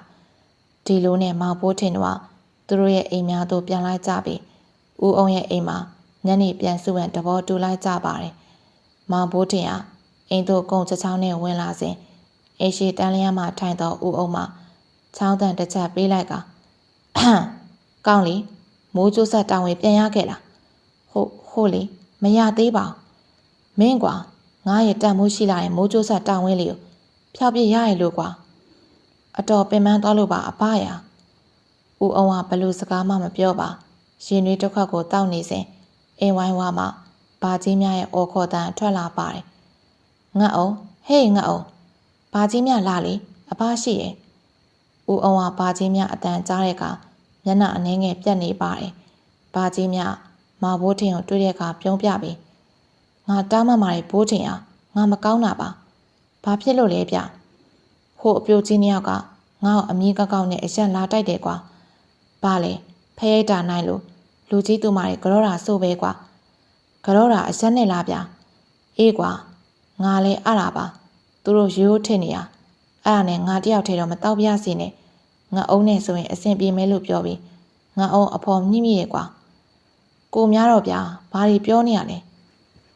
ဦးအောင်ကဘာချင်းမြောက်ဟန်တားနေပေမဲ့မောင်ဘိုးတင်မှဆက်ပြောဖို့မျက်ရည်မျက်ခြေပြလိုက်ရဆက်ပြီးစကားဆိုလေပါတယ်ငါတို့အကြောင်းလဲမင်းအသိပဲအတူတူအရက်တောက်ရင်အမောက်တောက်တာလေပါဇက်ကလည်းဘာတွေပြောလို့ပြောမိမှမသိอ่ะအဲ့တော့ဘာဆက်ဖြစ်လဲဘာကြီးဘာဖြစ်ရမှာလဲငါနဲ့မင်းပါမိုးနေချင်းဟိုမတာမလေးနှစ်ယောက်ကမင်းပါမိုးကျိုးဆက်တောင်းဝေးအကြောင်းမေးပြီးမင်းတို့စီကနေလာတော့သွားတာပဲအော်သိပြီအဲ့ဒီနောက်မောင်ဘိုးထင်ဟာဦးအောင်နာကိုသွားကပါတယ်မိုးကျိုးဆက်တောင်းဝေးမကြရင်ပြန်မလာနဲ့ဟုတ်လားဟာငါစတာပါကွာမင်းရလဲငါမင်းလာမယ်လို့ထင်လို့ဟင်းကောင်းချက်ထားတယ်သွားစားလာအောင်ပြီးမှလှုပ်ရှာလှုပ်ပေါ့ကွာဘာဟင်းချက်ထားလဲအမဲသားမောင်ဘိုးထင်လဲဦးအောင်စိုက်ကြည့်နေလေအောင်ဦးအောင်မလုံးမလဲနဲ့ဘာကြီးမြောက်ရင်တွေတောင်းရခေါ်နေလေပါတယ်ညနေအချိန်ဖြတ်ပါတယ်ဦးအောင်ရဲ့အိမ်တို့ဖိုးထွေးနဲ့ตาရပြီးတော့ပီတူးနဲ့ตาအေးကိုရောက်ရှိနေဖြတ်ပါတယ်သူတို့ရောက်လာတဲ့အခါမောင်ဘိုးထင်ဟာဦးအောင်ကိုကြည့်ပြီးတူတူလိုက်ပြောနေလေအောင်တန်လျားမှာထိုင်နေတော့ဦးအောင်ကမနေတတ်မထိုင်တတ်ဖြစ်နေရပါတယ်အဲဒီနောက်ဦးအောင်ကမောင်ဘိုးထင်ကိုကြည့်ကကောင်းလီမင်းဟိုကောင်းတွေကိုငါအတင်းပါလို့လိုက်ပြောနေရလဲဟာမပြောပါဘူးအဖရ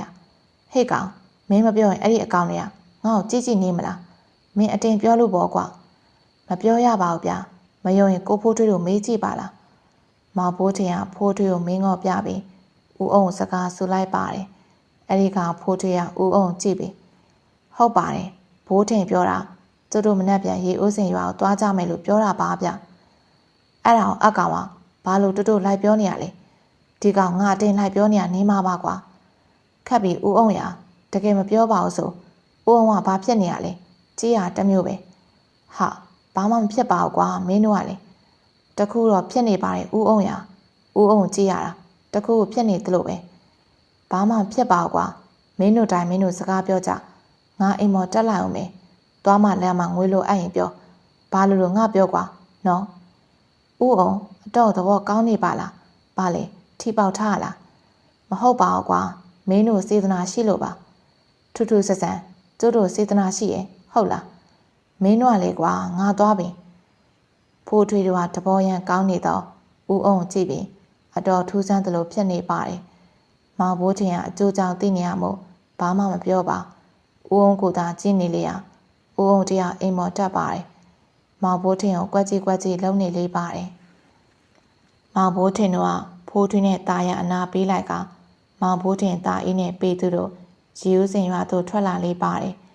ရေဦးစင်ရွာသို့ရောက်တဲ့အခါသူတို့ကပကျင်းကိုအိမ်သို့သွားလိုက်ကြပါတယ်ပကျင်းကိုကမောင်ဘိုးထင်တို့တွေ့တဲ့အခါသူ့ရဲ့ပြုံးမှန်းမသိမဲမှန်းမသိမျက်နှာရုပ်တွင်နဲ့စကားဆုလေးပါတယ်ထူးထူးဆန်းဆန်းပေပင်ရွာငမွေထိုးရပါလားကွာလာကြကိုပကျင်းကိုရဘလို့ကြီးပြောလိုက်တာတော့ဗျအေးမင်းတို့ရွာငါလာအောင်မလို့အခုတော့မင်းတို့လာနေအဆင်ပြေသွားပြီဘာဖြစ်လို့တော့ဗျငါမင်္ဂလာဆောင်တော့မှလေးကွာဟာတကယ်ကြည့်လားတကယ်ကြည့်ပေါ့ကွာဘသူနဲ့တော့ဗျအဲ့ဒါတော့နောက်တော့သိမှာပေါ့ကွာအခုတော့မင်းတို့လာရင်ကိစ္စကိုပြောလာရင်ကိစ္စတော့သူတို့ရွာမာကြီးနဲ့မလေးကိုသိရင်မဟုတ်လားအခုတော့သူတို့အိမ်ပြန်မလာပဲရွှေဦးစင်ရွာမှာတောင်းတင်နေရဆိုအဲ့ဒါဘသူအိမ်မှာနေရလဲဗျကောင်လေးရေမင်းတို့ရွာအဲ့ဒီအပြိုကြီးရဲ့အကြောင်းတော့ပြောစမ်းပါနဲ့ငါးစီယာငွေ100ချိပြီးအခုယူကျင်အောင်စောင့်နေရတော်တော်ဆိုးပါလေကွာခမရကျုပ်တို့မှမမေးတာအဲ့ဒီအပြိုကြီးတို့သူ့မရပါအိမ်ပွားနှင်းချထားတာဗျဟုတ်လို့လားဟာဘာလို့လဲပကျင်းကိုအဲ့လိုမေးရကမောင်ဘိုးထင်တော့နွားရမေးဖရိုက်တဲ့အကြောင်းမပြောပဲစကားလမ်းကြောင်းလွှဲလိုက်ကြပါတယ်အဲ့ဒါကြီးထားလိုက်စမ်းပါဗျအခုခမရတို့ရွာဘသူအိမ်မှာနေနေရလဲဆိုတာသိချင်လို့ဘဲမှရှာမနေနဲ့ကောက်ရင်ရွာမြောက်ပိုင်းဘက်ကမိသူစားအင်ဦးသာသွားကြည့်သူတို့ကအမှနေနေရအဲ့ဒါဆိုလေကျတို့လိုက်သွားလိုက်အောင်မယ်ဗျနော်မိုးလဲချုပ်နေပြီအကပြန်ငါအိမ်မှာပဲအိတ်ကြလားငါမင်းတို့အတွက်ညစာချက်ထားမယ်ကောင်းတာပေါ့ကိုပကျင်ကိုကြည့်ရအဲ့ဒီနောက်မောင်ဘိုးထင်တော့ပကျင်ကိုနှုတ်ဆက်ကရေအိုးစင်ရွာမြောက်ပိုင်းရှိမိသူစားရဲ့အိမ်သို့ထွက်သွားကြပါတယ်မိသူစားအမည်ရတော့ရေအိုးစင်ရွာသူကခေါင်းဆုံးအဆင့်ရှိသောစုံပညာသည်တယောက်ဖြစ်ပါတယ်ဒါမဲ့မိသူစားဘသူမှစုံပညာသည်လို့မထင်ပါသူမောင်ရေအိုးစင်ရွာသားများထင်မြင်ထားသည်မှာအကျွေးထူသောလောင်းကစားသမားတယောက်လို့သာထင်ထားကြပါတယ်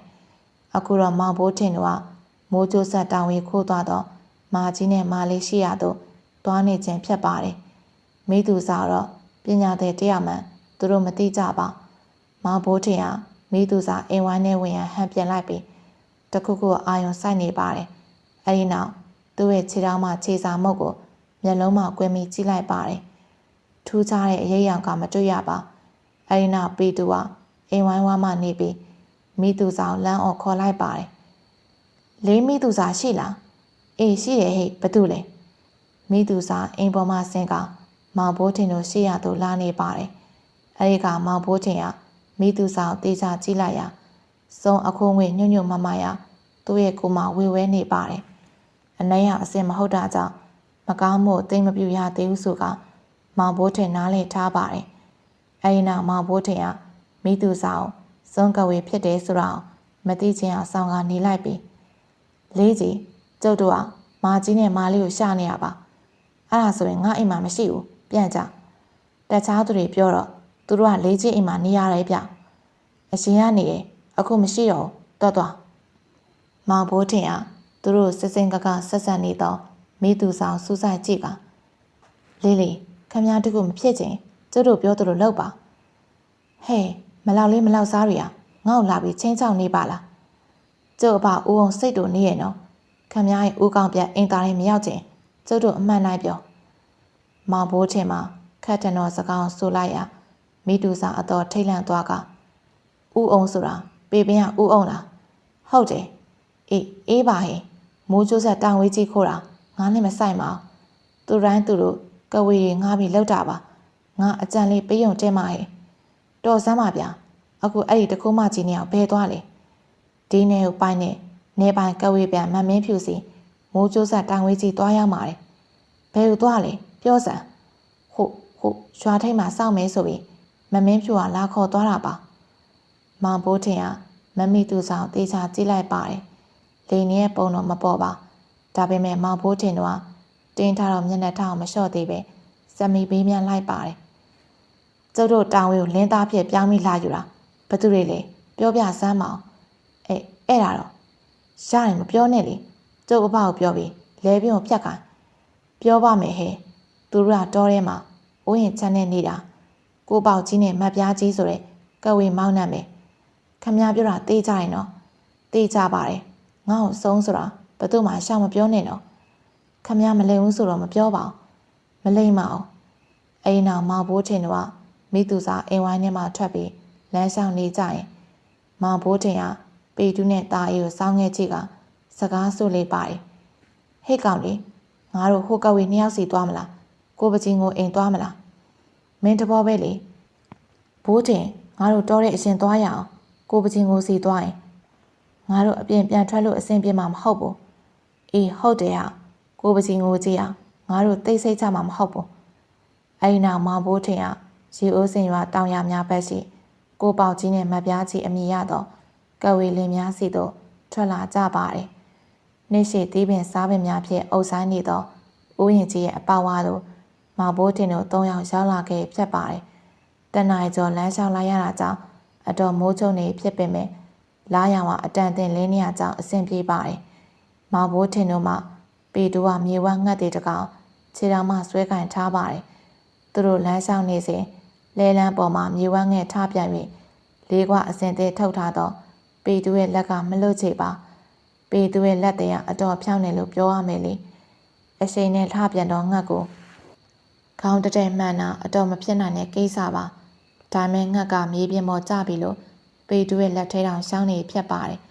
အဲ့ဒီနောက်မောင်ဘိုးထင်တို့မှာကိုပေါက်ကြီးရဲ့ဥယျာဉ်ခြံထိပ်မှာရက်လိုက်ပြီးတာအေးမှာတော့ကျေလောင်သောအတန်ဖြစ်ခေါ်လိုက်ပါတယ်ကိုပေါက်ကြီးနဲ့မပြားကြီးတာအေးအော်ခေါ်နေပေမဲ့ဘလို့တုတ်ပြန်မှုမှမရှိတဲ့ကပေသူကတာအေးရဲ့ပခုံးပုတ်ကနောက်ဆုပ်ဆုပ်သောအမူအရာပြလိုက်ပြီးလေချောင်းရှင်းလိုက်ပြီးဟမ်ကိုပြားကြီးနဲ့မပေါက်ကြီးရှိလားပြိုဟဲ့ကောင်ပေတူမိမေကြီးတော့ကိုပြားကြီးရမှာလေကိုပေါက်ကြီးကမရတော့လေမင်းတို့ကလေသူတို့ကြားဖို့အထီးကပဲလေအဲ့လောက်မှတော့သူတို့သိမှာမဟုတ်ပါဘူးမောင်ဘိုးထင်တို့တယောက်နဲ့တယောက်စကားပြောနေစဉ်မိအိမ်ကန်လာတော့လူနှစ်ယောက်ကိုတွေ့လိုက်ရပါတယ်သူတို့ရဲ့ပုံစံများသူတို့ကင်ထားသောမင်းရဲ့အလင်းရောင်ကြောင့်အသေးချာမြင်လိုက်ရပါတယ်အသက်40အရွယ်များဖြစ်ပြီးအမျိုးသားမှပင်ပင်ညာဖြစ်ကအမျိုးသမီးမှတော့ခက်ပြားကြီးဖြစ်ပါတယ်ခက်ပြပြားဆိုသည်မှာနာမည်ပေးထားခြင်းတော့မစိုးနိုင်ပါသူတို့လင်းများကြည်ရသည်မှာစုံကဝေပုံမပေါ်ပါကြောက်စရာဒုက္ခများပင်မရှိပဲအတူတူတွဲမြင်ရတဲ့ကမောင်ဘိုးထင်တို့မရှယ်မိအောင်ထိန်းနေရပါတယ်ဒါမဲ့ပေတူကကြကြမထိန်းနိုင်ပါကဝေရဲတဲ့ဟိဟိဟဲ့ကောင်မျက်နှာပိုးတက်မောင်ဘိုးထင်တို့ရဲ့ရုပ်တွေများအောင်မြည်ပြီးကိုပေါကြီးလို့အမည်ရတော့ပိန်သေးကဝေရမောင်ဘိုးထင်တို့စူးစိုက်ကြည့်ကဟဲ့ကောင်လေမင်းတို့ကငါတို့ကိုယ်တာဘာကြောင့်လဲပေါကြီးအကြောင်းမသိသေးဘူးထင်တယ်အမလီကြောက်စရာကြီးအရင်နောက်မောင်ဘိုးထင်ကကိုပေါကြီးကိုတေးချကြည့်ကခမများတို့တွဲပြီးမနေကြနဲ့ဗျာခမများတို့တွဲပြီးမြင်ရရင်ကျုပ်ရဲ့ပဲရဲချင်းနေလို့လာရင်ကိစ္စမပြောနိုင်တော့မောင်ဘိုးတင်စကားဆုံးတဲ့ကကိုပေါကြီးကသူ့ရဲ့မိန်းမမပြားကြီးပန်းလှဲ့ကငါပြောတာပဲနင်းကိုမလိုက်လာပါနဲ့ဆိုနင်းလိုက်လာတော့ငါရဲ့ဟိဟန်ပြေရုပ်တွင်ရဲစရာကောင်းသွားရောတွားစံအိမ်ထဲပြန်ဝင်ကျမရှင်ကိုစိုးရင်လို့ပါဟိုတခါခွေးတိုးထားတော့လေရှင်လဲတာရှင်ရဲ့သွားနှစ်ကြောင်နှုံသွားတယ်မဟုတ်လားအဲ့လိုဖြစ်မှာဆိုလို့လိုက်လာတာပါဟာဒီမိန်းမတော့ငါလှုပ်လိုက်ရမြန်မြန်သွားစံနာမည်ကိုပေါကြီးလူပုံကပိန်သေးပါတယ်သူ့ရဲ့မိန်းမငောင်ငန်းလိုက်ရမိန်းမဖြစ်သူလေခြံထဲပြန်ဝင်သွားပါတယ်အဲဒီနောက်ကိုပေါကြီးကမောင်ဘိုးထင်တို့ပန်လှဲ့က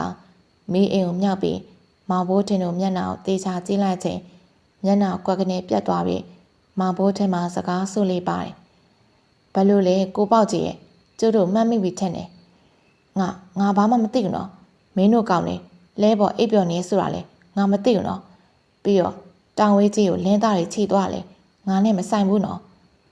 ကိုပေါသူရဲ့စကားကြားတဲ့ကမောင်ဘိုးထင်တို့ကတယောက်မျက်နှာတယောက်ကြည့်ကဒီလောက်သုံးတဲ့လူရှိပါအောင်မလားလို့တွေ့ရင်ပေသူနဲ့တာအေးခြံထဲပြန်မပြေးနိုင်အောင်ပေးရလိုက်ကြတယ်လို့မောင်ဘိုးထင်မှလည်းကိုပေါကြီးကိုစကားဆိုလေးပါတယ် ကဲကိုပေါက်ကြီးခမည်းမညာတက်ပါခမည်းတို့လင်များကြည့်ရတာစိတ်ကောင်းမရှိတဲ့သူတွေပုံတော့မပေါ့ပါပြောပါဘာဖြစ်လို့ကျုပ်တို့တောင်းဝဲကြီးကိုလာယူရလဲပေပင်ရွှာမာကြီးနဲ့မလီယာငါငွေ100ပေးလို့လုံးရတာပါကွာငါသမီးလေးနေမကောင်းလို့ငါလဲဆေးဖို့ရှာမရနဲ့လုံးလိုက်မိတာပါငါပညာနဲ့ဘသူမှမပြူစားမိပါအခုဟာလဲဘသူမှတိတ်ပြီးထိခိုက်မယ်မထင်လို့လုံးလိုက်မိတာပါမဘိုးထင်တို့ကသူတို့မထင်မှတ်ထားသောစကားကိုဆိုလာတာကြောင့်ကိုပေါက်ကြီးကိုငေးကြောင်ကြည့်နေပါတယ်အိမ်နောက်မဘိုးထင်ကတပ်ပြုံးတစ်ချက်ချလိုက်ကကျုပ်နားလဲပါတယ်အခုကျုပ်ခမည်းတော်အပြစ်ဆိုဖို့လာမဟုတ်ပါနေပိုင်ကဝေမမင်းဖြူဆိုလားသူရှိရဲ့နေအောင်တီးချင်လို့ပါမောင်ဘိုးတင်ပြောစကားကိုပေါက်ကြီးကတေးချနားထောင်ကခိတ္တစဉ်းစားလိုက်ပြီးတပ်ပြင်းတစ်ချက်ကိုလေးပင်စွာချလိုက်ကနေပိုင်ကဝေမမင်းဖြူပမာနေရဲဆိုတာတော့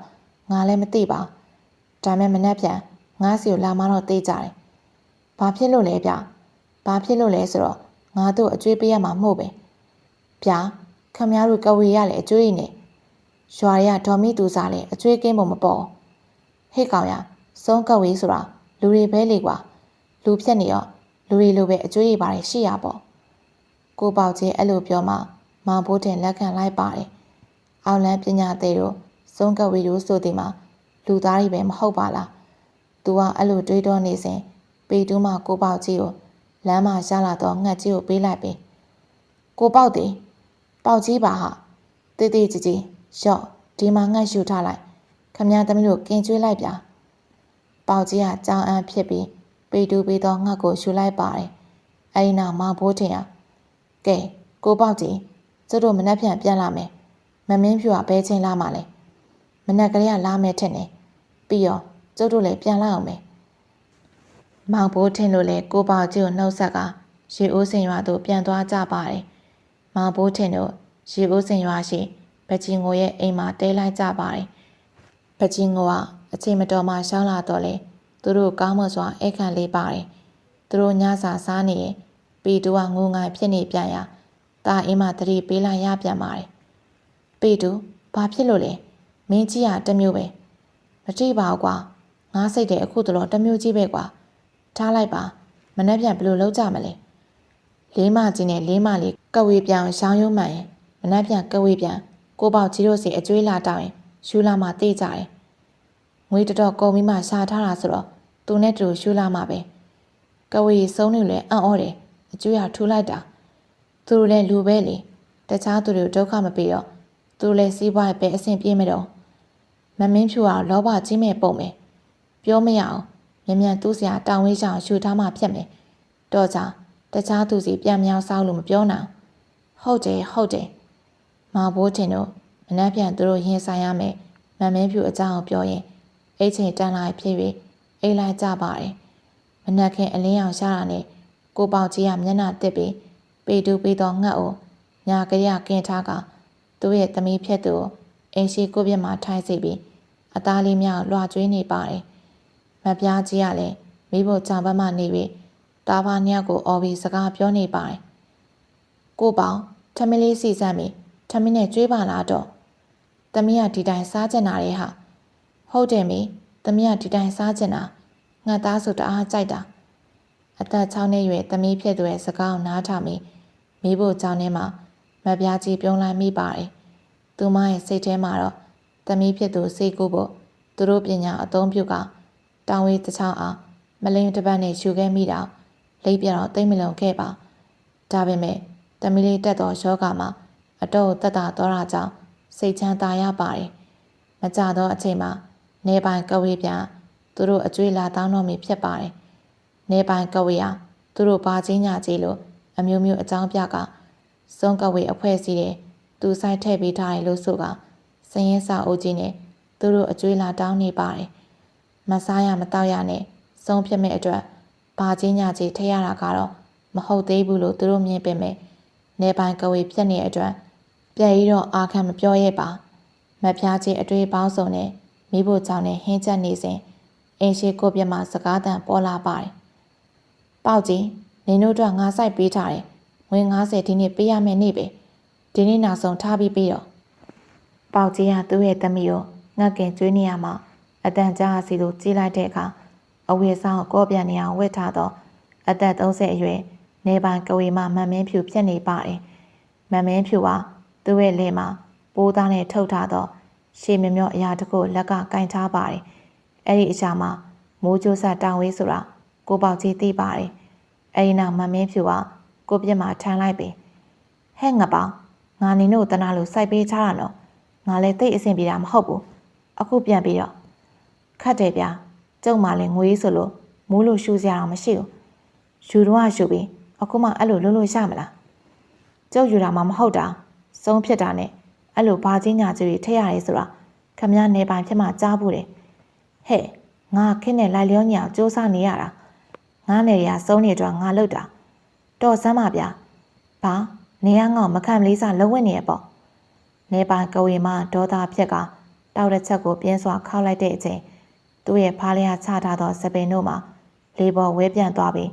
မျက်လုံးတို့ကလည်းနေရဲလာပါတယ်။အဲဒီနောက်ကိုပေါကြီးကိုလက်ညှိုးထိုးကဟဲ့ငါပေါနေကငါ့လိုအဆင့်ကိုပြန်ခံပြောနေပေါ့။အဲဒီချိန်သူတို့ရဲ့နောက်ကျောဘက်မှာအတန်တရံပေါ်လာလေးပါတယ်။ပြန်ပြောမှာပေါ့ဗျအကြီးကဲဖြစ်ပြီးမဟုတ်တိုင်းလုံးနေအောင်သူတို့ကိုသူတို့အောင်စားဖို့အနိုင်မှာဆိုဆုံးဖြတ်ပြီးဘာကြီးညာကြီးတွေရှောက်ကောက်နေရပြီးတော့ကျုပ်တောင်ဝေးကြီးကိုလည်းတခိုးလက်ခံလှုပ်ထားသေးတယ်။နေပိုင်ကဝေမှာသူ့ရဲ့အနားမှာအတန်ကြားစီသို့လဲကြည့်လိုက်ပါတယ်။အဲဒီနောက်သူ့ရဲ့နေရဲနေသောမျက်လုံးနဲ့မောင်ဖိုးထင်ကိုကြည့်လိုက်ပါတယ်။သူမရဲ့စိတ်ထဲမှာဒီမလောက်လေးမလောက်စားများအခုဖြစ်နေသောသူ့ရဲ့ရုပ်တွင်ကိုမြင်ရယုံနဲ့ကြောက်လန့်ပြီးထွက်ပြေးမဲ့ထင်ထားပါတယ်။သူလည်းကြည့်လိုက်တဲ့အခါကောင်လေး၃ယောက်ကသူ့မခံလေးစားကြည့်နေပြီးကောင်လေးတစ်ယောက်မှသူ့ရဲ့လွင်မျောနေသောစပယ်မြောက်လက်ညှိုးပြထိုးပြကစပင်ကကောင်းလိုက်တာတရောကမွန်းနဲ့လျှော့ရလားတန်းဟောရှိလားရှိစရာလားဟဲ့နေပိုင်ကဝေးရရှောင်းရမ်းပြီးပါစက်မှလှုပ်ကလေးထွက်သွားပါတယ်အဲဒီနောက်ကောင်လေးနောက်တစ်ယောက်ကသူမအောင်ကြည့်လိုက်ကကျုပ်ကဘိုးထင်မယ်ခမားယူထားတဲ့တောင်ဝေပြန်ပေးပါဟာဟာနေတို့လိုမလောက်လေးမလောက်စားသူမပါစက်ဟပြီးရှင်းနေစဉ်ပေတူကသူ့ရဲ့လွယ်အိတ်ထဲမှာလေးခွာကိုထုတ်ကပြစ်လိုက်တာကြောင့်နှက်ခမ်းအောင်မှန်ကအရေးရက်သွားခြင်းဖြစ်ပါတယ်။အဲဒီနောက်နေပိုင်ကဝေမှာဒေါသထွက်ကသူတို့အားသူ့ရဲ့လက်ကိုဆန့်တမ်းပြီးတိုက်ခတ်မဲ့ဟန်ပြုတ်လုံနေစဉ်ဟဲ့ကောင်လေးကဝေမဘာတွေလုံးမလို့လည်းမသိဘူး။လှုပ်တဲ့နေရာမှန်သမျှပြက်ကွာ။သူလဲလူပဲဘာမှကြောက်စရာမရှိဘူး။မောင်ဘိုးတင်စကားဆုံးတာနဲ့တာအီးနဲ့ပေတူအောင်ကဝေမလက်လုတ်ကလက်ကိုပြက်ပါတယ်။ခြေလုတ်ကခြေကိုပြက်ပါတယ်။ဒါကြောင့်ကဝေမမလှုပ်ရဲတော့ပဲပါဇက်ကြီးကိုပိတ်လို့မောင်ဘိုးထင်ကိုမပြစ်ရန်မျက်လုံးဖြက်အတနာခန့်နေပါတယ်ဟေ့ကောင်လေးသူစကားမပြောချင်လို့ဖြစ်မယ်ပါဇက်လှုပ်ရင်တော့မပြစ်နဲ့ကြလားအေးအဲ့နောက်နေပိုင်ကဝေမှာမောင်ဘိုးထင်တို့တေချာကြည့်ကကြောက်ပါပြီငါဆက်ထုတ်မလို့လှုပ်တာဆက်ထုတ်ချိန်မရှားတော့ပါနင်တို့ဆက်ပြီးမပြတ်ပါနဲ့ရောနာလုံးလို့ပါငါရဲ့စပင်းညောင်မထောင်နိုင်တော့အဲ့ဒါဆိုကျုပ်တောင်ဝင်းနဲ့ကိုပေါက်ကြီးတို့အကျွေးကြီးပြန်ရောက်ပြီအဲ့ဒါတော့ကြားရဲကွာပါဇက်ကိုပြည့်လင်းတပုံပြောင်းပြီးပြင်းရင်ခေါင်းကိုပြည့်တင်းရင်ကိုပေါက်ကြီးသမီးကိုကင်ကျွေးပြစ်မယ်ပေတူရဲ့စကားကြားတဲ့ကနေပိုင်ကဝေမမှာချွေးစောပြန်လာပါတယ်သူ့ရဲ့မျက်လုံးဖြင့်ကိုပေါက်ကြီးနဲ့ကိုပေါက်ကြီးသမီးကိုကြည့်လိုက်ရကလေးမလေးကငှက်တကောင်လုံးကိုကန်ပြီးပေါင်ဖက်ကစားနေအောင်မြင်ရတဲ့အခါကြော်ရဲစိမ့်တက်လာပြီးမောင်ဘိုးထင်တို့ကြည့်ကငါကြောက်ပါပြီနဲတောင်ဝေးလည်းပြန်ယူပါငါလုပ်ကြည့်ရဘာမှလည်းသုံးမရပါငါတခြားသူပြန်ရမလို့စဉ်းစားနေရတော့စမ်းနောက်တကနေပိုင်ကဝေဖြတ်ပြီးကိုလက်အောင်ငယ်သားဆုံးကဝေကိုအနိုင်ကျင့်ကြည့်ခမည်းမလွယ်ဘူးအေးပါငါမလုပ်ရဲတော့ပါငါ့ကိုတောင်ဝေးဖိုးလေး900လားငါးချက်တောင်မရအောင်ယူကျင်ဓာကြီးပဲရမယ်ဟဲ့ကောင်လေးနေဘယ်ကိုပုတ်ပြလဲလွယ်အိတ်ကရှေ့ရောက်နေလို့ပါဗျာ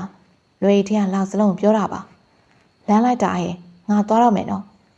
တောင်ဝေးကိုကိုပြစ်ပေါ်ချခဲ့သွားစပင်များလေပေါ်မလွှဲနိုင်တော့သလိုမျက်လုံးတို့ကလည်းမရဲနိုင်တော့တော့နေပိုင်ကဝေမှာမောင်ဘိုးထင်တွေလေးကွာအစွမ်းအတော်ကြောင်းရင်းနေတဲ့ရှေ့ကတောင်ဝေးကိုထုတ်ပြီးကိုပြစ်ပေါ်တင်လိုက်ပြီးနောက်ပိုးသားအိတ်လေးကိုလက်ကကင်ပြီးဒါလေးတော့ပြန်ယူသွားမယ်နော်ဈေးကြီးပေးပြီးလှုပ်ထားရလို့ပါယူသွားမောင်ဘိုးထင်ယူသွားခိုင်းတာနဲ့တောင်ဝေးထည့်ထားသောပိုးသားအိတ်လေးကိုယူကကိုပေါက်ကြီးအိမ်ဝိုင်းထဲမှာထွက်ခွာသွားလေပါတယ် မောင်ဘိုးထင်တို့အားကိုပေါကြီးနဲ့မတ်ပြားကြီးမှကျေးဇူးတင်လေ၍ပေးလိုက်သောပိန်းတဲ့သီးများနဲ့တည့်ရသီးများရှုကရေဦးစင်ရွာသို့ပြန်လာပါတယ်။မောင်ဘိုးထင်အားသူတို့ရွာမှလည်းပိန်းတဲ့သီးနဲ့တည့်ရသီးရှိတယ်ပြောပေမဲ့ကိုပေါကြီးမှသူတို့ခြံထဲမှာပိန်းတဲ့သီးရအိမ်မာသီးဖြတ်ပြီးစားလို့အတော်ကောင်းကြောင်းတည့်ရသီးရမတ်ချစ်စုအသေးဖြတ်၍အချစ်တွေအောင်စုသွားနိုင်ကြောင်းတနိုင်မြမယမနာပြောနေလေရာမယူရင်ဖြစ်ပြန်လို့ဆိုင်မဟုတ်တာကြောင့်ယူခဲ့ရခြင်းဖြစ်ပါတယ်။မောင်ဘိုးထင်တို့ကသူတို့ခွင့်လွှတ်ခြင်းနဲ့ကိုချင်းစာခြင်းအရာတောင်သူတို့ကောင်းကောင်းသိနေဖြစ်ပါတယ်။သူတို့ဖြည့်ရှင်းပေးခဲ့တော့အရှာတိုင်းရရှင်လဲလျှောက်တာပြားလဲဆွဲတာမျိုးဖြစ်ပါတယ်။အဲဒီနောက်သူတို့ကြောက်လန့်နေသောနေပိုင်ကဝေမန်းမင်းဖြူရဲ့မျက်နှာကိုပြန်မြင်အောင်လာကလူကြီးတွေပြောရင်လေးကွာတရေတောင်နိုင်နေဆိုတာဟုတ်တယ်ဟာဘာလို့လဲပြေတူ तू ကလက်ဆက်ပြီးတို့ဘာလို့မလို့လဲမသိဘူးစက်နေလက်တွေကြည့်လေးကွာနဲ့ဝိုင်းပြတ်တော့ तू ဘာလုံနိုင်သေးလဲဟုတ်တယ်ဟာအပြစ်မြန်လို့နော်အဲဒီနောက်မောင်ဘိုးထင်တို့ကပကျင်ငွေရဲ့အိမ်သို့ရောက်လာစဉ်အိမ်ပေါ်မှာတာယာနဲ့ဖိုးထွေးတို့ဆင်းလာပြီးပေတူကိုကြည့်ကပေတူမင်းကိုမင်းမေလိုက်ခေါ်ခိုင်းလို့ဘာဖြစ်လို့လဲဗျမင်းဘာဖြစ်လဲမသိဘူးရုတ်တရက်ကြီးအိယာတွေလဲနေပြီးထားတော့မထားနိုင်တော့ဗျအဲဒီနောက်ပေတူကသူ့ကင်ထားသောပိန်းတဲ့တီကိုမြေပြင်ပေါ်ပြစ်ချကပေပင်ရွာရှိသူ့ရဲ့နေအိမ်သို့ပြေးပါလေတော့တယ်ပေတူပြေးရနဲ့မောင်ဘိုးထင်တို့လည်းနောက်မှပြေးလိုက်၍သွားကြလေပါတယ်ပရိသတ်များရှင်နိုးခုတင်ဆက်ပေးခဲ့တဲ့ဇာတ်လေးကတော့အောက်လန်းဘိုးထင်တဲ့ကျိန်စားဆိုတဲ့ပရာလောကဇာတ်လေးရဲ့အစဆုံးတင်ဆက်ပေးခဲ့တာဖြစ်ပါတယ်ရှင်နောက်နေ့မှလည်းဘလို့ပရာလောကဇာတ်လေးကိုတင်ဆက်ပေးမလဲဆိုတော့ပရိသတ်များနိုးနဲ့တူတူစောင့်မျှော်အားပေးကြပါအောင်ရှင်နိုးတို့ channel မှာတင်ဆက်ပေးနေတဲ့ဇာတ်လေးများကိုနားဆင်ရင်ပရိသတ်များအားလုံးဘဝမောများပြေပြောင်းနိုင်ကြပါစေလို့နိုးတို့ channel မှာဆုတောင်းမြတ်တာပို့သားလိုက်ရပါတယ်ရှင်ကဲဒါဆိုရင်နောက်နေ့မှပြန်လည်တွေ့ဆုံကြမယ်နော်ဘိုင်ဘိုင်